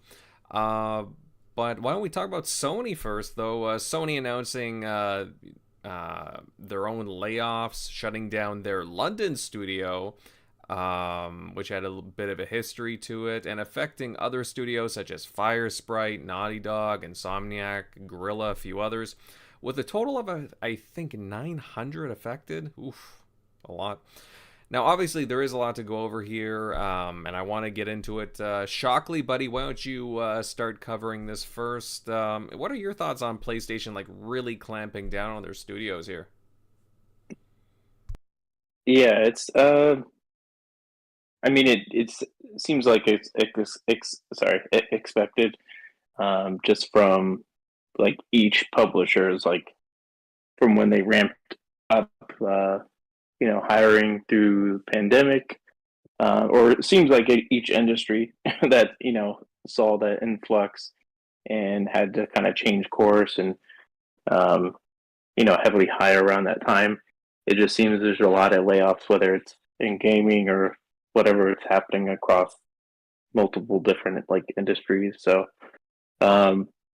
it sucks that it's one of their studios they've had. I think from the beginning. I think that was like one of their first studios they had. The one key game that was one of their best games they made, which doesn't get enough praise or ever talked about, and it should get a remake if Shadow of the Colossus or I could see why it maybe wouldn't, because it'd feel more dated today and it wouldn't be maybe as timeless. But The Getaway, for its time, was like groundbreaking to me. Like obviously people kind of just labeled it as like kind of like a GTA clone, but it was a lot more than that. It was one of their first games that they really actually were using like real voice, like real actors, and then they modeled the characters off those direct actors pretty well for a PS2 game. Like they look pretty good. And then it also had no on-screen like HUD display. You kind of had to tell from the damage you were taking or like the blood on your suit, and so that game was just definitely ahead of its time. And it sucks how like after that game, like how you as a studio make something, something no one else was doing, and then they did a sequel which I myself didn't touch, but I think that was because it was like way, I think by that point I think the 360 was out. I'm not sure, but then they got relegated to like making SingStar and a bunch of other like nothing of note that I can even recall. So it kind of sucks how they've gone down. Kind of like their Japan studio, one of their cherished studios, especially from that time that made Shadow of the Colossus and Ico and some of their best, Japanese art like games. And then now they kind of live on with the Astrobot, the people that didn't get shut down in the rest of Japan studio. But yeah, it's kind of a bummer to see them go. But I mean, they've definitely kind of like long past, not been at that like level that we've seen or known them for when they were at their best. So I mean, but it's not surprising just from what's gone on. You're seeing it from people were thinking it was just, oh, Microsoft's laying off people and things aren't going well, but no one says that when Sony starts laying off people, but you're seeing it everywhere. So I think it was just a product of mass hiring, and then stuff's just kind of either not panning out, or I think it's also because some execs are just kind of like they're kind of impatient, so they're making decisions. Like I think we just found out some of the Star Wars games that EA was behind. I think a few of them got canned, or I think one of them was a Respawn game, which I don't think they should be canning any Respawn games because they've been doing nothing but spitting gold for them. Yeah, it's with from the the second. Mandalorian game. Yeah, and especially with the Mandalorian being at its height, I mean, I just don't understand that. But yeah, it just kind of sucks, seeing that happen. But I also don't think it's people are thinking about like the crash and like only Nintendo can save us. And I'm like, let's pump the brakes. Nintendo's been pissing off the whole rest of the industry for the past 2 decades. So that's the reason why they had like next to no third party, and they had to show us when the Switch got announced, like, hey, we're actually gonna have third party on this console for like the first time in like other than shovelware that we had on the Wii. They showed us like a whole third party thing because no one was gonna trust a word they said after the Wii U's like third party for like a few months and then completely dropped off the cliff.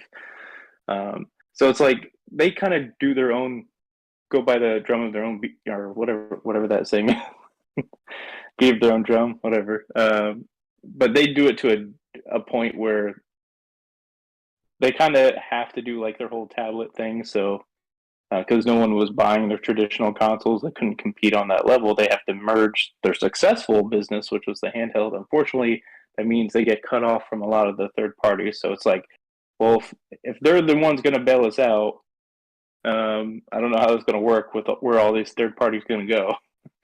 You know, is Capcom going to go back to not making amazing visually looking games, and they're going to have to, yeah. So everybody was like trying to say, oh, it's the next Crash. Like, it's nothing like that.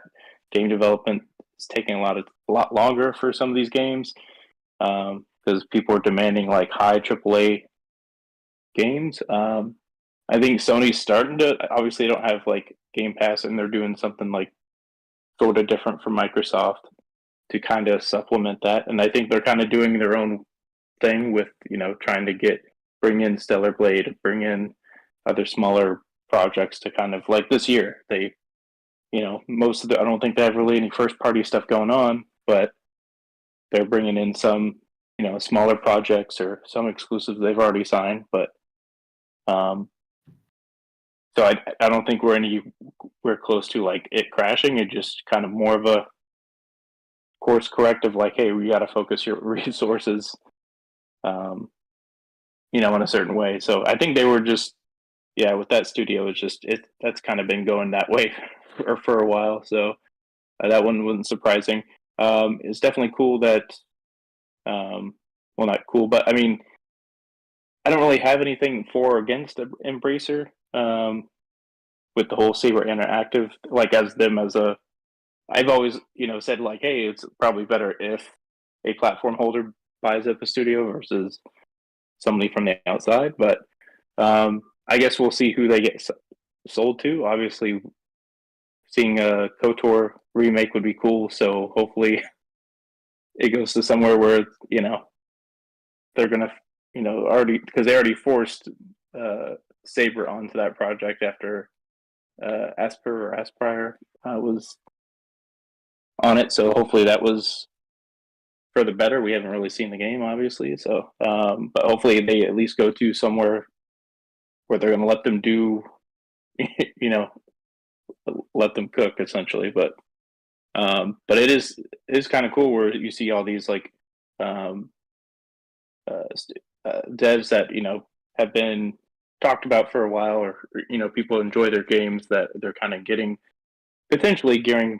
I think Gearbox and Saber are going to get sold off, so I guess they're probably not going to get their independence, but maybe that's a stepping stone towards that. So once they get bought up by somebody else, maybe they'll be able to with their next future games. I think maybe just coming out from Embracer is probably a good thing, but I guess we'll see who their buyer is. So I guess only time will tell on that one. So, but yeah, hopefully the layoffs kind of start, coming to a halt. Obviously, there's still going to be projects that either get delayed or shifted, and people are going to get somewhat laid off. But like these big ones where it's like, that close to 1,000 people or almost 2,000 people. That part kind of sucks. And plus the amount of like just mass like shutting down of projects. I think publishers just need to kind of reassess, like, then don't do that many projects all at once. Like if you're canceling like multiple projects, at once, like EA, when you're already not making like that many different games anyway. They used to pump out a ton of, cool, games. Like you'd have like the Burnout series, bring that back. They've kind of just remastered it, and then they just kick it to the curb. Same thing with Activision when they brought back Tony Hawk, and it's like, cool, now do 3 and 4 and package those together. And then they just stop. And then so hopefully some of that can get kicked under, can get, brought back up with that Microsoft has them. But stuff like that where they just kind of like, hey, you made these cool games that sold and did really well, like Toys for Bob making like Crash and Spyro. Okay, now we're just gonna.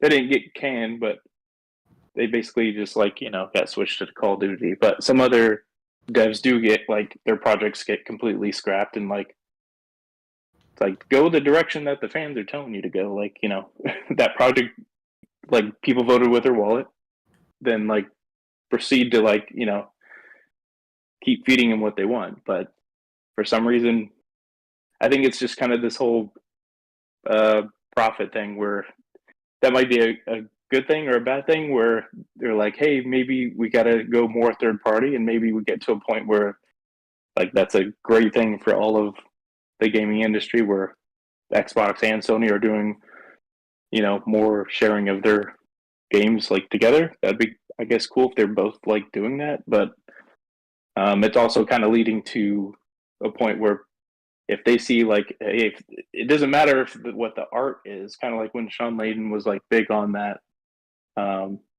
It's more like, okay, what is that margin? Okay, that's all we care about.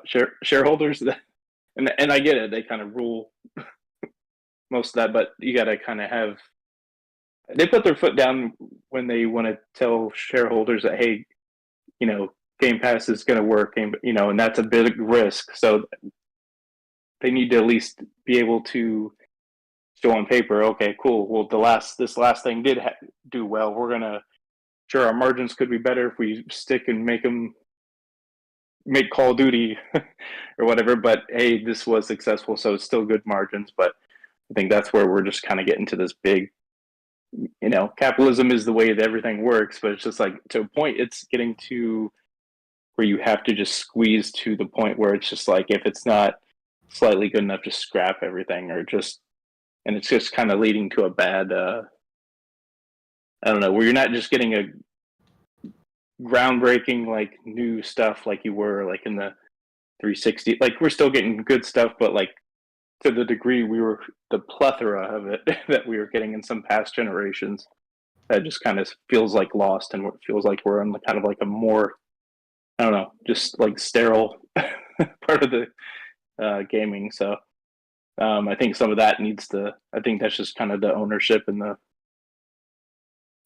the control of, like, corporations. So obviously, I think some of that will course correct, but I think that's just kind of what we've seen lately, and that's kind of led to all these, like, layoffs on top of all the COVID and mass hiring and all that. But hopefully, we'll get to a better spot here soon, where we'll get back to kind of that normal, like, more of these independent devs, and we kind of bounce back to that, where it wasn't like everybody that's just under one.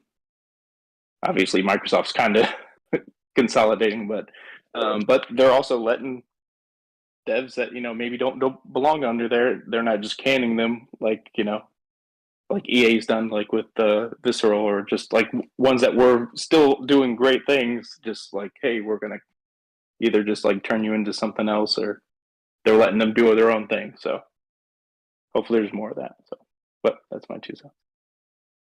All right, well said there, Eric. Well said. I thought you had some good points.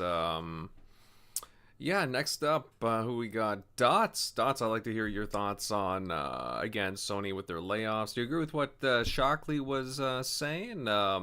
Obviously, a lot of studios here affected. The London studio in particular getting shut down, but Firesprite, Naughty Dog, and so on. Oof, man. Pretty rough at PlayStation side the past week. Yeah, like, I'm not gonna get too winded into this. It's the same. This is slowly turning into the same conversation type as the Activision acquisition for Microsoft. It's more news about the same thing, but this time it just sucks every time. I might not be pro PlayStation. But I'm not anti PlayStation. The layoffs suck. There's so much talent being thrown away for so-called money cuts, and then now we're just getting soulless content out of it, and just because they want to save money.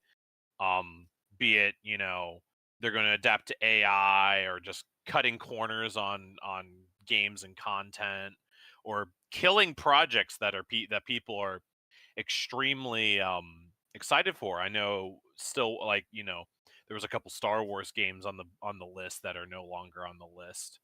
So yeah, no, it sucks. I once again, I have my business major, but like my heart still goes out to it worse than, the logic of it is that I just hate these mass layoffs, and that these multi-million-dollar companies are destroying the talent they have, which originally got them this money, that then now they're just trying to, cut corners and whatnot, and it sucks. And I don't like seeing it from any company, because every company, I would assume, has good people. Like I said, I might not like Blizzard Activision right now, but like they had, the people were the soul of it, and they made great games. And look at them now. All the people who actually cared about their games left. I mean, we just talked about StarCraft 2 getting outsold by a freaking a WoW mount. And it's like, and then a lot of the ex StarCraft devs made Frost Giant Studios, and they put out their beta for Stormgate, and that was really cool. They're really focusing on keeping that StarCraft RTS feel, at the same time that they're really doubling down on the co-op, like the PvE co-op side of it, which I love, because I'm not a very competitive person. I hate PvP. So like the fact that they're like, oh yeah, we have a game mode that's an exclusively 3v 3-person co-op mode, and then the campaign apparently has a 3-person co-op mode, which sounds really freaking cool. I know Halo Wars had a 2-person co-op mode for the campaigns. So like, it's not an original concept, but that's where the soul of StarCraft 1 is, that a lot of that went to Frost Giant Studios, because they had to leave Activision Blizzard because they went for worse for wear. But and I guess that kind of goes back to Toys for Bob too. It's just like, you're stuck in this weird limbo of, in video game development, of, hey, you stick with the company long enough, but if you are not high enough on that totem pole, you're on the chopping block now. And it's becoming a trend with all these gaming companies, be it the very end of last year and so many already at the beginning of this year. God, we're still at the quarter one of 2024, and it's already such a shit show. So no, it's the same as last week when we were talking about it. I just, it hurts me. My condolences out to the people who've lost work, who've lost jobs, who have been put into worse financial situations because of a company telling them, hey, you need to move and live in this area, or people who've gotten comfortable with their lives and all of a sudden their cash flow is gone and no one's hiring for that, because every other gaming company seems to be, doing the exact same thing. Mhm. So it sucks. It just, every time I read a news article that we post in our chats or whatnot, it's like, oh yeah, layoffs here, layoffs there. It just sucks. And that's why I hope that, Toys for Bob's, Frost Giant Studios, these smaller devs have these, tight-knit teams that actually feel like a family, I would assume. And they make these great games that are built on passion, and it shows, because like with Frost Giant Studios, they had to do a Kickstarter. They did a Kickstarter for their game, and I think the Kickstarter goal was 150,000. They got 2 million. They got over 2 million on their Kickstarter. It's insane, because people, they knew, well, I mean, be it they know, or the show that there are people out there who want a good RTS game, StarCraft like. Blizzard ain't bringing it to the table. StarCraft isn't even mentioned at BlizzCon ever. It's live service Diablo 4 or subscription based World of Warcraft. It just, and all Call of Duty. I mean, obviously Call of Duty. So we got these soulless, game dumps, and then they're just cutting the people who actually, brought the soul, brought the power to the passion to it. and they're just throwing them away like they're nothing. And now they're gonna keep the shit they have, and obviously there's the mindless drones who keep paying into it. I mean, like, I don't play WoW anymore. I play Final Fantasy 14, and like, yeah, sure, it's still a subscription-based MMO, but like, I can see where the soul is, because like 14, like, the community has such a nice soul. WoW, it's been turning into a cesspool, and it just, I don't see the passion. I see a chore with the people who play WoW, and it's like, this is what I do all the time, versus 14, where it's like, I get on just to like talk to people. I get on because there's a community. I don't have to do the dungeons or the raids. I can go over here and just talk to people, be it, people just go fishing. Just going fishing and talking to people and having a good time. I mean, it's kind of like a second life almost kind of game situation. But no, the layoffs suck. It's gonna keep. We're gonna hear about it again. It's gonna be another company that we know and love, or we despise, but we still want to talk about it. And it's like, this is only quarter one. If the fiscal year is going to continue to, turn shit up like this, I can't wait to see what happens next. So, no doubt. No doubt, Dots. No doubt. Yeah, I mean, it's always, again, sad to hear. We don't like to hear that kind of stuff. But at the same time, again, these games are taking, like, in a lot of cases, just longer to make. We're just talking about Skull and Bones, like, it's been in development for a decade, something like that, and it just, what the hell was behind that game? What happened 10 years ago that we got Suicide Squad and Skull and Bones started around the same time, released around the same time, and they're both not good from what I'm seeing. Invader, don't forget about Beyond Good and Evil. That game Oh, is, yeah. I Well- don't think we're ever gonna see that game. Well, that's another, these companies, they are putting resources into these games, a lot of money and a lot of teams behind it.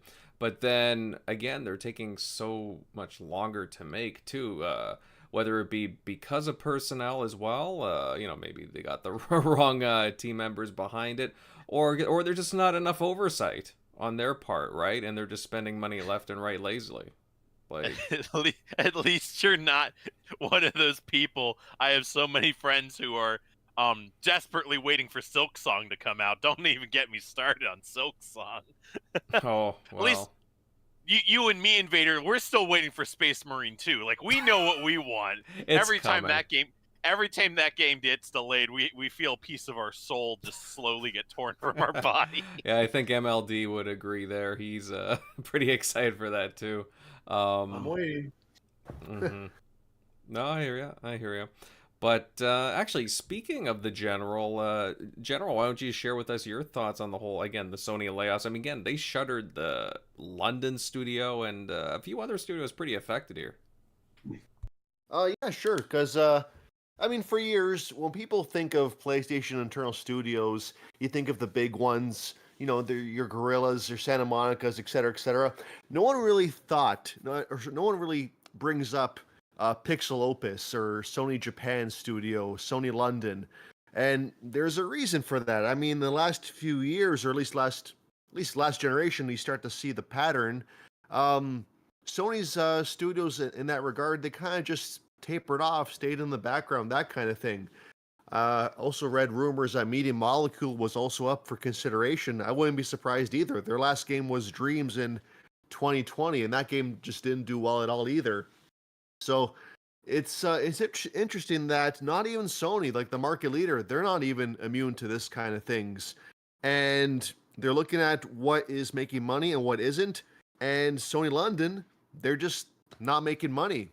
I mean, I see them as the SingStar studio, and I don't think the SingStar is going to set the game industry on fire. I mean, they could easily make something else, but I guess that's just what Sony upper management wanted.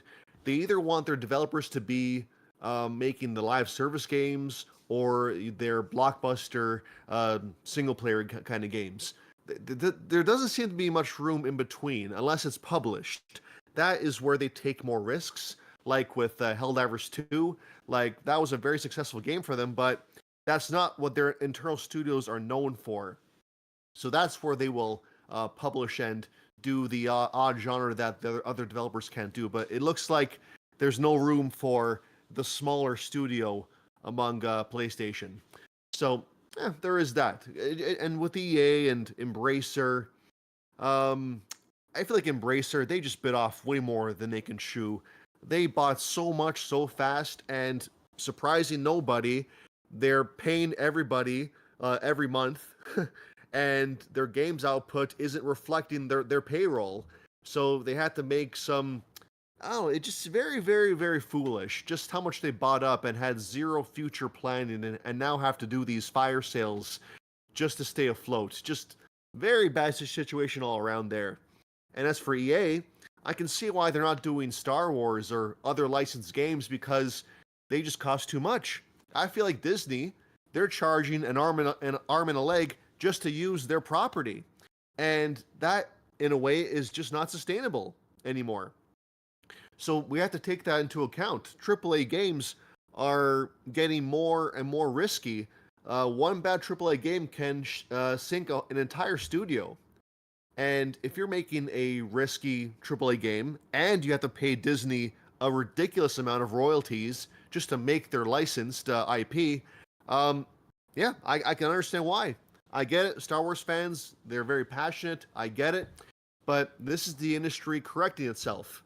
I would hope that if enough people drop licensed games enough, that companies like Disney, they'll drop their asking price to license out their games. So we may not see a Star Wars game from, we may see less Star Wars games in the foreseeable future, but I'm hoping that will translate to more once Disney kind of buckles and their own cash flow is being lessened as a result of that. So we'll see what EA makes. They certainly own their own studio, their own IP to make things in the near future. That's for sure. But yeah, I see a renaissance in AA games and single A games. The indie scene's gonna boom. That is where creativity is gonna thrive, and I just don't see many new IP AAA games going forward. Like, there's one last year, Immortals of Avum. Yeah, that was from what they describe as a independent AAA studio, and that game didn't meet sales requirements, and that's a shame. So, and it sucks that developers are putting everything on the line to make these ambitious games, when really the answer's right in our faces with, say, Palworld and Helldivers 2. You don't need these cutting-edge graphics. You just gotta make a fun game. You don't need to hire all these writers and consultants. Like, just make a game fun. That should be the first priority. And we're going to learn that the hard way. The executives will learn that too. Kicking and screaming, they'll have to change, because these layoffs are telling us that the current course is just not doable. So, I mean, Xbox had layoffs, Sony had layoffs. It could happen to anybody. So everyone's trying to course correct, make games that they know will work, and I'm hoping we'll stop seeing layoffs soon. But I feel like we'll see this news a little bit more as the year progresses, but I hope 2024 is the last of the course correction of the industry. Yeah. All right. Well said there, MLD. Well said. Some good points there. Sent, why don't you share your thoughts? Honestly, you've gone to hear what a bunch of the guys have been saying here. Yeah, I mean, Sony have now been hurting. Again, it's an industry thing. A lot of PlayStation guys were on Microsoft for their layoffs, but again, they didn't have to shut down a studio. Again, got any thoughts on this? Pretty much, you summed it up. Every time Sony goes through all this, pretty much it's crickets. A lot of understanding. The gaming media, like, oh, look at that. Yeah, definitely it's from the pandemic, and they give all these reasonable they give all these, I guess you would say, logical reasons. I mean, it sucks for layoffs in general. We'll just put that out there. But every time Xbox, Microsoft does the same thing, I mean that they find every printing press they can physically find and write as many articles as they can that somehow Microsoft is the scourge that needs to be eradicated because they're like apparently the only ones that do this, but this is an industry-wide problem, and that's where it's like let's put it like I'm not in charge of employment at where I work. Have I had to confront people and essentially tell them that they need to leave? Yes, but um that was because of things that i- basically they screwed up. But when it comes down to the finances of where I work, I can kind of see the writing on the wall already. And at where I work now, we kind of like have a little bit of an employment problem where we have too many employees, and we're if things keep going the direction they are, I already know that they're going to be probably, walking around with the carving knife looking to do some trimming. And I don't like it because I mean, there's people there. Like, I like everybody that I work with, and this is where it's starting to become a bigger issue in society that a lot of places are hurting, not just gaming. But what concerns me is that gaming should have done some better planning. Like somebody brought up Embracer Group earlier, they bought way too much and now they're having to do these swathing sell-offs. I even think did anybody here talk about the fact that Saber was going to potentially, I think buy their own independence, or Yeah, they have somebody Mm-hmm. that's going to help them afford their independence. to a Um private equity firm.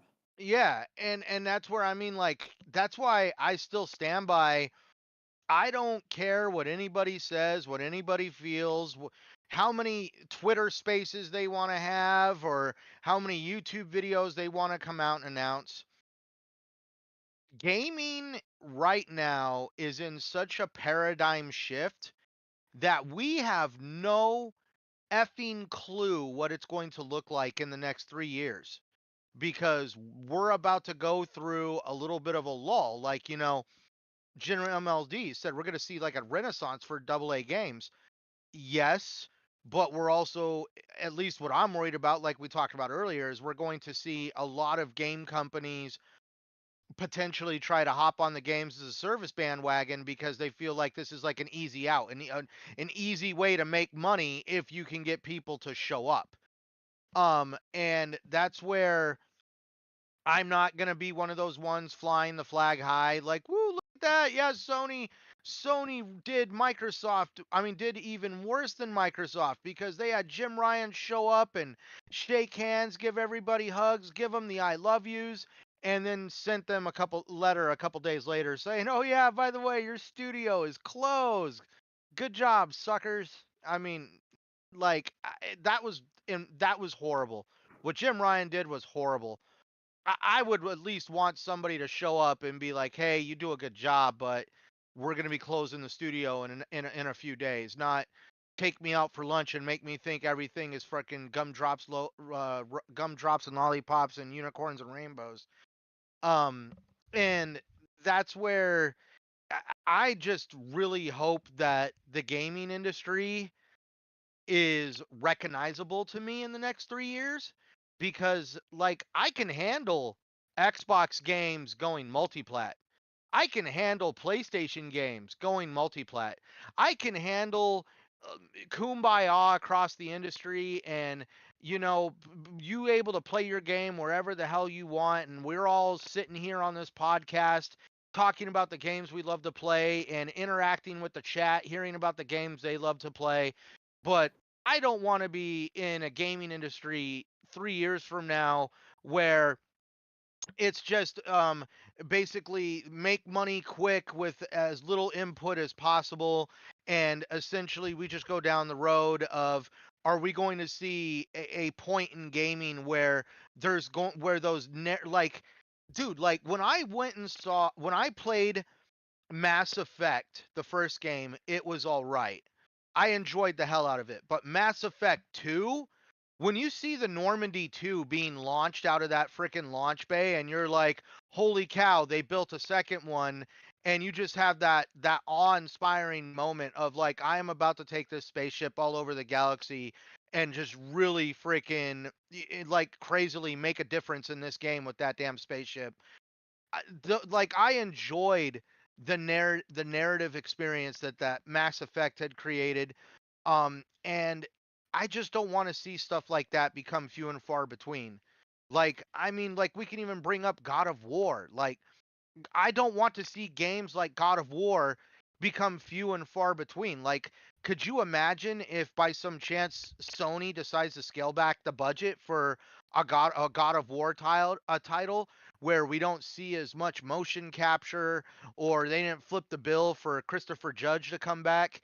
I know that's like an asinine way of thinking, but I mean, when you're looking to cut costs and you're also wanting to just basically make cheaper games, it's almost like, well, how far are you willing to go? Well, So, the dev cycles of a AAA game for PlayStation now are going to be at least 6+ years. So there has yeah. the only way they're going to make you got to make compromises. Like I see again with Spider-Man, with Venom, they're going to reuse that same New York map until the end of time if that saves them a year or two in development costs. And that's where and that's what I mean. Like, it's kind of like what's going on in Hollywood right now. Like everybody's getting burned out on Marvel, because like it was like you used to get Marvel games that were Marvel movies that were few and far between, but now you're getting like 2, 3, 4 of them a year, and everybody's like superheroed out, and Y- that's Yeah, I even just like that. I said. Even that and Mhm. just remakes in general, not to interrupt, sorry. But like I just saw the other day there's a Naked Gun remake in the works. I'm like, who the hell wanted that? Oh, dude, I know, Wow, and Liam that's where Neeson's pretty it, awesome though. dude. But actually, but now, like, if you actually go to watch like Naked Gun for starters, I forget the individual's name. What was the guy who did the original Naked Gun? Leslie Leslie Nielsen. Nielsen. Leslie Nielsen. That man was a one of a kind individual. To understand what made Naked Gun was Leslie Nielsen. We're talking about an older gentleman that walked around with a specially made thing in his hand that he actually eventually sold off and made money, and they actually turned it into a mass produced thing, but it was a fart maker. It was literally a piece of rubber with a hole in it that he could squeeze air into it, and it would make fart noises. And he would, like, literally, as an old man, he would walk around Walmart screwing with people, making people thinking they were hearing farts. It was funny as hell. That's what made the Naked Gun. And then also on top of that, you had, like, nobody really knows, but O.J. Simpson was in the Naked Gun series. Yep. Oh yeah. there's there's some creepy dark history for you on that franchise. Um, but that's where I'm just saying, like, and now all of a sudden, here's Hollywood running in. Hey, here, let's do a remake because people love this. And it's like, dude, people loved it because it happened organically. And that's where I just really feel we're going to get away from this organic nature to the gaming industry that really made a lot of the titles that we love and enjoy talking about relevant. And we're just going to go down this road of like, oh, people love this game mechanic, or people enjoy this kind of game, and we're just not going to see as much creativeness and ingenuity. Like, I mean, it's kind of like, like when Apex Legends came out and they had the ping mechanic, and everybody loved the ping mechanic in Apex Legends, and all of a sudden the ping mechanic shows up in Fortnite, and now all of a sudden every damn game got a ping mechanic. Yep. Yeah, that's right. Well, to play devil's advocate, though, I think the market in the end will dictate the trends as well. I mean, games like Suicide Squad failing and games like Helldivers 2 succeeding, the market will always decide with their wallets. So, And that's where you talk about the market. That's one thing that I always have in the back of my mind. you know, I'm 38 years old. We're all sitting here right now. You know, we're not getting any younger, but for most of these companies, they're hyperbolically focused on tomorrow's consumer. The guys that grow up on the Fortnite and the free to plays and the mobile gaming aspect of it. And that's where I get worried that maybe my wants and desires for what's in gaming is going to start becoming few and far between, because people who aren't as engaged, like, I mean, like you even said, you did not like the Halo television show, Still don't. but it still don't. But if you look at it, technically the Halo television show is actually doing quite well for the market that it's focused on. And that's where it's just like, what if me and my wants and desires for gaming are not exactly in the spreadsheet of what they're aiming for their target audience? Yeah, well, that's another conversation. It's more like we're getting older now, and the kids have a different culture, and they're the future. Well, that's a whole other thing. So I Well, mean, yeah, and well, that's why, like, look at, like, again, let's get in the, like, look at Transformers. Transformers was a really great cartoon. If you go watch the original cartoon, very childlike, very cheesy. You had to laugh. You kind of like laugh at it, like, oh my God, how did I watch this as a kid? But the problem is, the people who did watch it as a kid are now way older, and that's why when they made the first Transformers movie with Shia LaBeouf, the Transformers were now a lot more aggressive, a lot more violent, in a matter of speaking. There was a lot more sex appeal in it, like with with Megan Fox's character. And that's where it's like, okay, well, we need to understand that our target audience is no longer eating bowls of cereal on Saturday morning watching cartoons.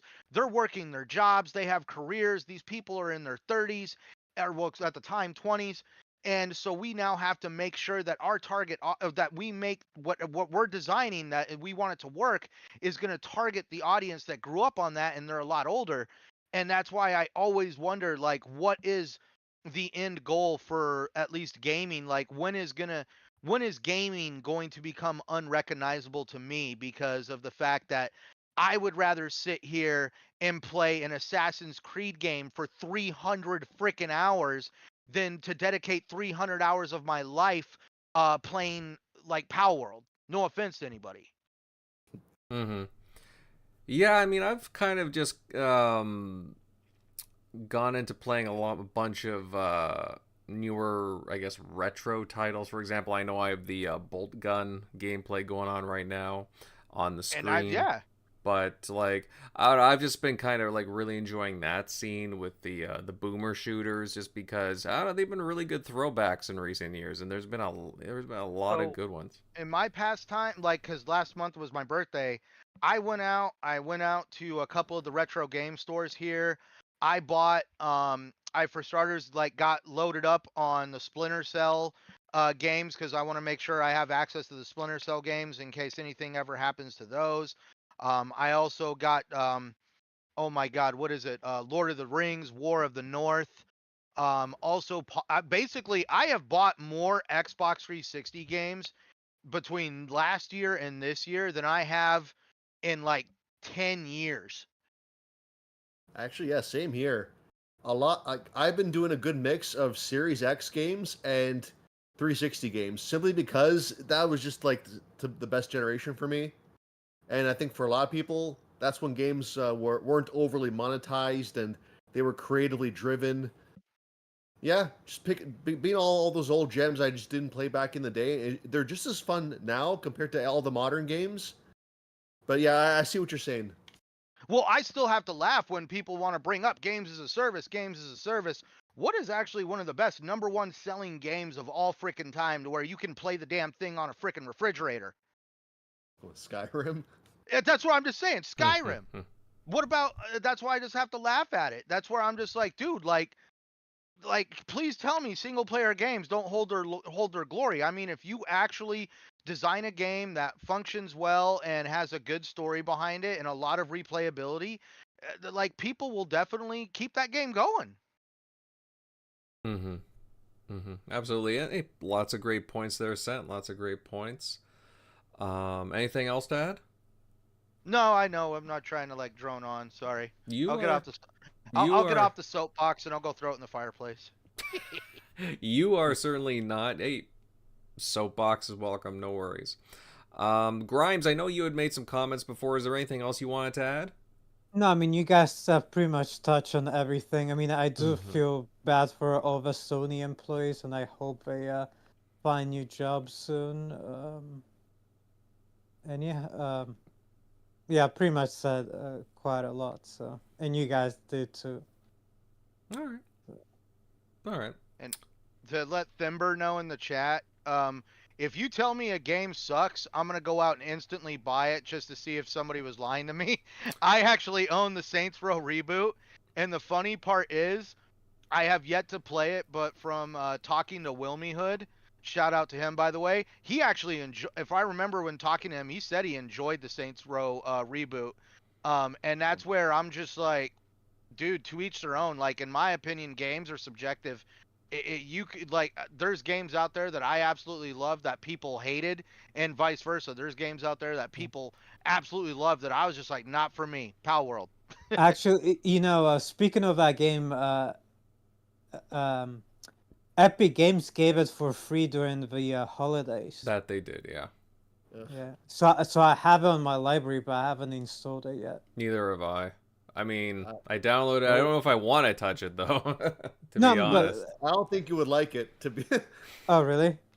No, just, I mean, I don't think we should reward bad developer practices like that. Like it's basically like Suicide Squad last year. It came out last year, right? Yeah. Yeah, like that's just Suicide Squad 2023 to be, in my Interesting. opinion. It just I heard that it's like they were trying to like the Fortnite formula. Yeah, you like try to appeal to everybody, you end up pleasing nobody in the end. It's basically what the game was. Mhm. yeah. From Well- to put it very simply, from what people tell me, it's it's a bunch of adult grown-ups trying to appeal to 14-year-old kids. So Yeah. imagine like a grown man trying to relate to high schoolers walking the halls. It doesn't land. So Well, So- there's a little bit of a controversy going around right now that a couple of the YouTuber content creators I watch talking about it, that apparently that there is a company Hmm. that you can hire that actually goes through and audits your game to make sure that it's basically socially acceptable. And they're Oh, they're baby. starting to show that this company, like any game that they audit, instantly has issues where it does not sell well. And there's like this huge controversy going on right now saying that, well, is it the game developers, is it the publishers, or is it the fact that they're like getting in bed with this company and letting this company decide to start Ooh. making changes and stuff based on what they think? yeah, I think you're talking about Sweet Baby Yeah, Inc. it's sweet. It's Sweet Baby. Yeah, Yeah, I don't like throwing names out there, but yeah, that's them. Have you I've seen never some heard of the of it. Have you seen some of the vile shit that like some of the some of the Well, devs- they're like, some of them are trying to weaponize their fan base on Twitter, and they're basically trying to do what none of us are allowed to do, and that's weaponize our fan base and basically start trying to get people to like spam, like, flag your videos and stuff like that to get your Mhm. like your accounts like banned and all that. And that's where it's just like, well, wait a minute, how come if we do that we're in trouble, but now this company is actually like calling on its followers to do this? And like, yeah, there's like a whole bunch of like stuff breaking out on the internet over Yeah. it. And some of the people who work for them, like people dug up their tweet history and they see some pretty questionable shit as well. I don't know. I feel like all this backlash and all this public spotlight, it is very, very much needed, because I feel like if Xbox wants to save money, because I know Xbox is a big user of these guys' services, and that to me is unfortunate. I feel like without getting into the gritty details, The weed. the developers, writers are good enough. Xbox if you want to save money, do not contract these guys out. Save your money. Let the developers make their own games. Trust in your own developers. There, that's my message. Mm-hmm. Yeah, I would have to agree with that. I was actually kind of worried because I saw that South at Midnight, like Compulsion, was listed in like some of the games, Yeah. and I was like, Oh man, like I really like Compulsion. I'm really looking forward. Yeah. So we haven't seen really anything for South of Midnight, so I still have hope for it. But just the fact that they have their name attached to it, I'm like, oh my god, where's this gonna go? So we'll see, we'll see. Um, let's see. All right, guys. I think, gentlemen, that will conclude our chat for the evening. We covered Toys for Bob going independent, Sony closing their London studio, amongst many other things, as well as layoffs with Sony, EA, and Saber Interactive gaining their independence from Embracer, and so on and so forth. A few other things. To those of you that joined us tonight, hey, it was great having you all here. Ooh, something just fell on my end. If you enjoyed our chat tonight, then please consider leaving a like and subbing over to the channel. But yeah, with that, we'll go over to the outros, starting off with Grimes. Grimes, good show tonight. Where can everybody find you? Yeah, loved all the discussions and all the opinions. You can find me on Twitter at FakeMayhemOG. All right, short and sweet. I like it. Next up, Centurion. Centurion, where can all these fine people follow you at?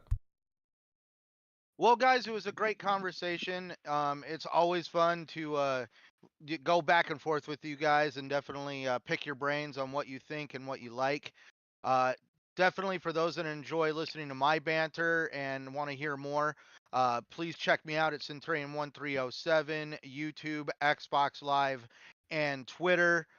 And also I'm here every Sunday, not on TXR, but if I can also kind of like hint to you guys, in the next couple weeks, there will be a podcast appearing on my channel. Um, I want to obviously get into a regular schedule of actually putting out content. And I reached out to essentially my brother who lives here in Phoenix with me, brother from a different mother, not related by blood, but we've just known each other for that long.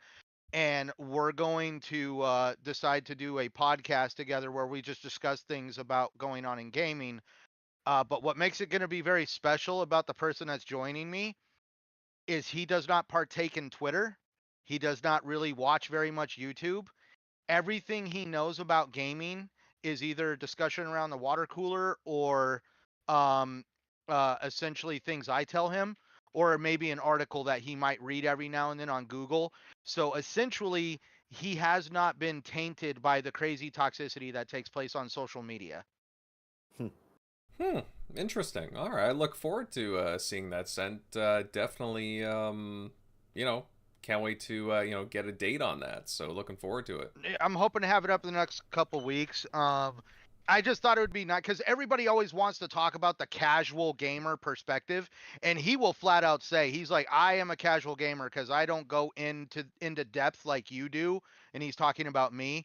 And that's where that's why when people literally like, oh, what does it mean for like, it's kind of funny when I told him like games like for Xbox were going to PlayStation, he was like, and like, I mean, like for him, it was like nothing. It was like a nothing burger to him. And that's where, yeah, it's just real for me. It's more like people always talk about the casual perspective, and that's why I was just like, well, let's just get the casual perspective in here then. Agreed. Well, again, I look very forward to seeing that. So definitely, guys, keep your eyes peeled on this new upcoming show for Centurion. This is gonna be interesting. All right, moving on over to Shockley, Eric. But hey, good stuff tonight. Where can everybody follow you at? Yeah, as always, you can find me at ShockNeuro on Twitter, Easy Shock on Xbox Live. But yeah, good show tonight. Yeah, that was kind of cool. I forgot that Jim Ryan did that to Studio London, sending them. They thought they were sending him a farewell, but technically, I think he's the one that sent them a farewell first before he leaves. Yeah. But yeah, that's got to be worse than the Microsoft execs being at the Sting concert when they were. I forget. I'm not sure when that's when. Yeah, I think that's when some of the layoffs were going on. At least they didn't come to your place and like, hey, what's up? Okay, 2 days later, you're gone. You couldn't just tell them then? That's funny. Well, Right. not funny. Sucks. It sucks for them. Hopefully they find land on their feet, but No, Yikes. you're right. We know what you meant. All right, moving on down the list. Dots, pal, good show. Where can everybody find you? Yeah, no, another good Sunday night. No, you can find me at Dots RTS both on Twitter and on Xbox. I, I, you know, wish we could get into a little bit more positive topics these days, but news is what the news brings. So hopefully next week we'll get a little bit something more positive besides, company ABCD Plan Z has layoffs of this number, studio closings or whatnot. So yeah, here's to hoping. Agreed. And hey, tomorrow's Monday. We'll see what the news brings, like you said. And who else do we got? General MLD. Hey, buddy, good stuff tonight. Where can all these fine people follow you at? Oh yeah, great show. You guys can find me at MLD Ghost on Twitter X, Gamertag Ghost MLD. Well, let's see what next week brings. Hopefully, we get some good news. Indeed. And of course, I'm Invader. You guys can find me on my YouTube channel, Invader Gaming. Recently, I've been putting out some new Warhammer 40k bolt gun. I've done another collectibles guide. And I should have one out within the next day. Yeah, be sure to check it out, guys, especially with it coming out on Game Pass in a couple of days. But with that said, guys, we will catch you here on the next one. Later, guys. See ya.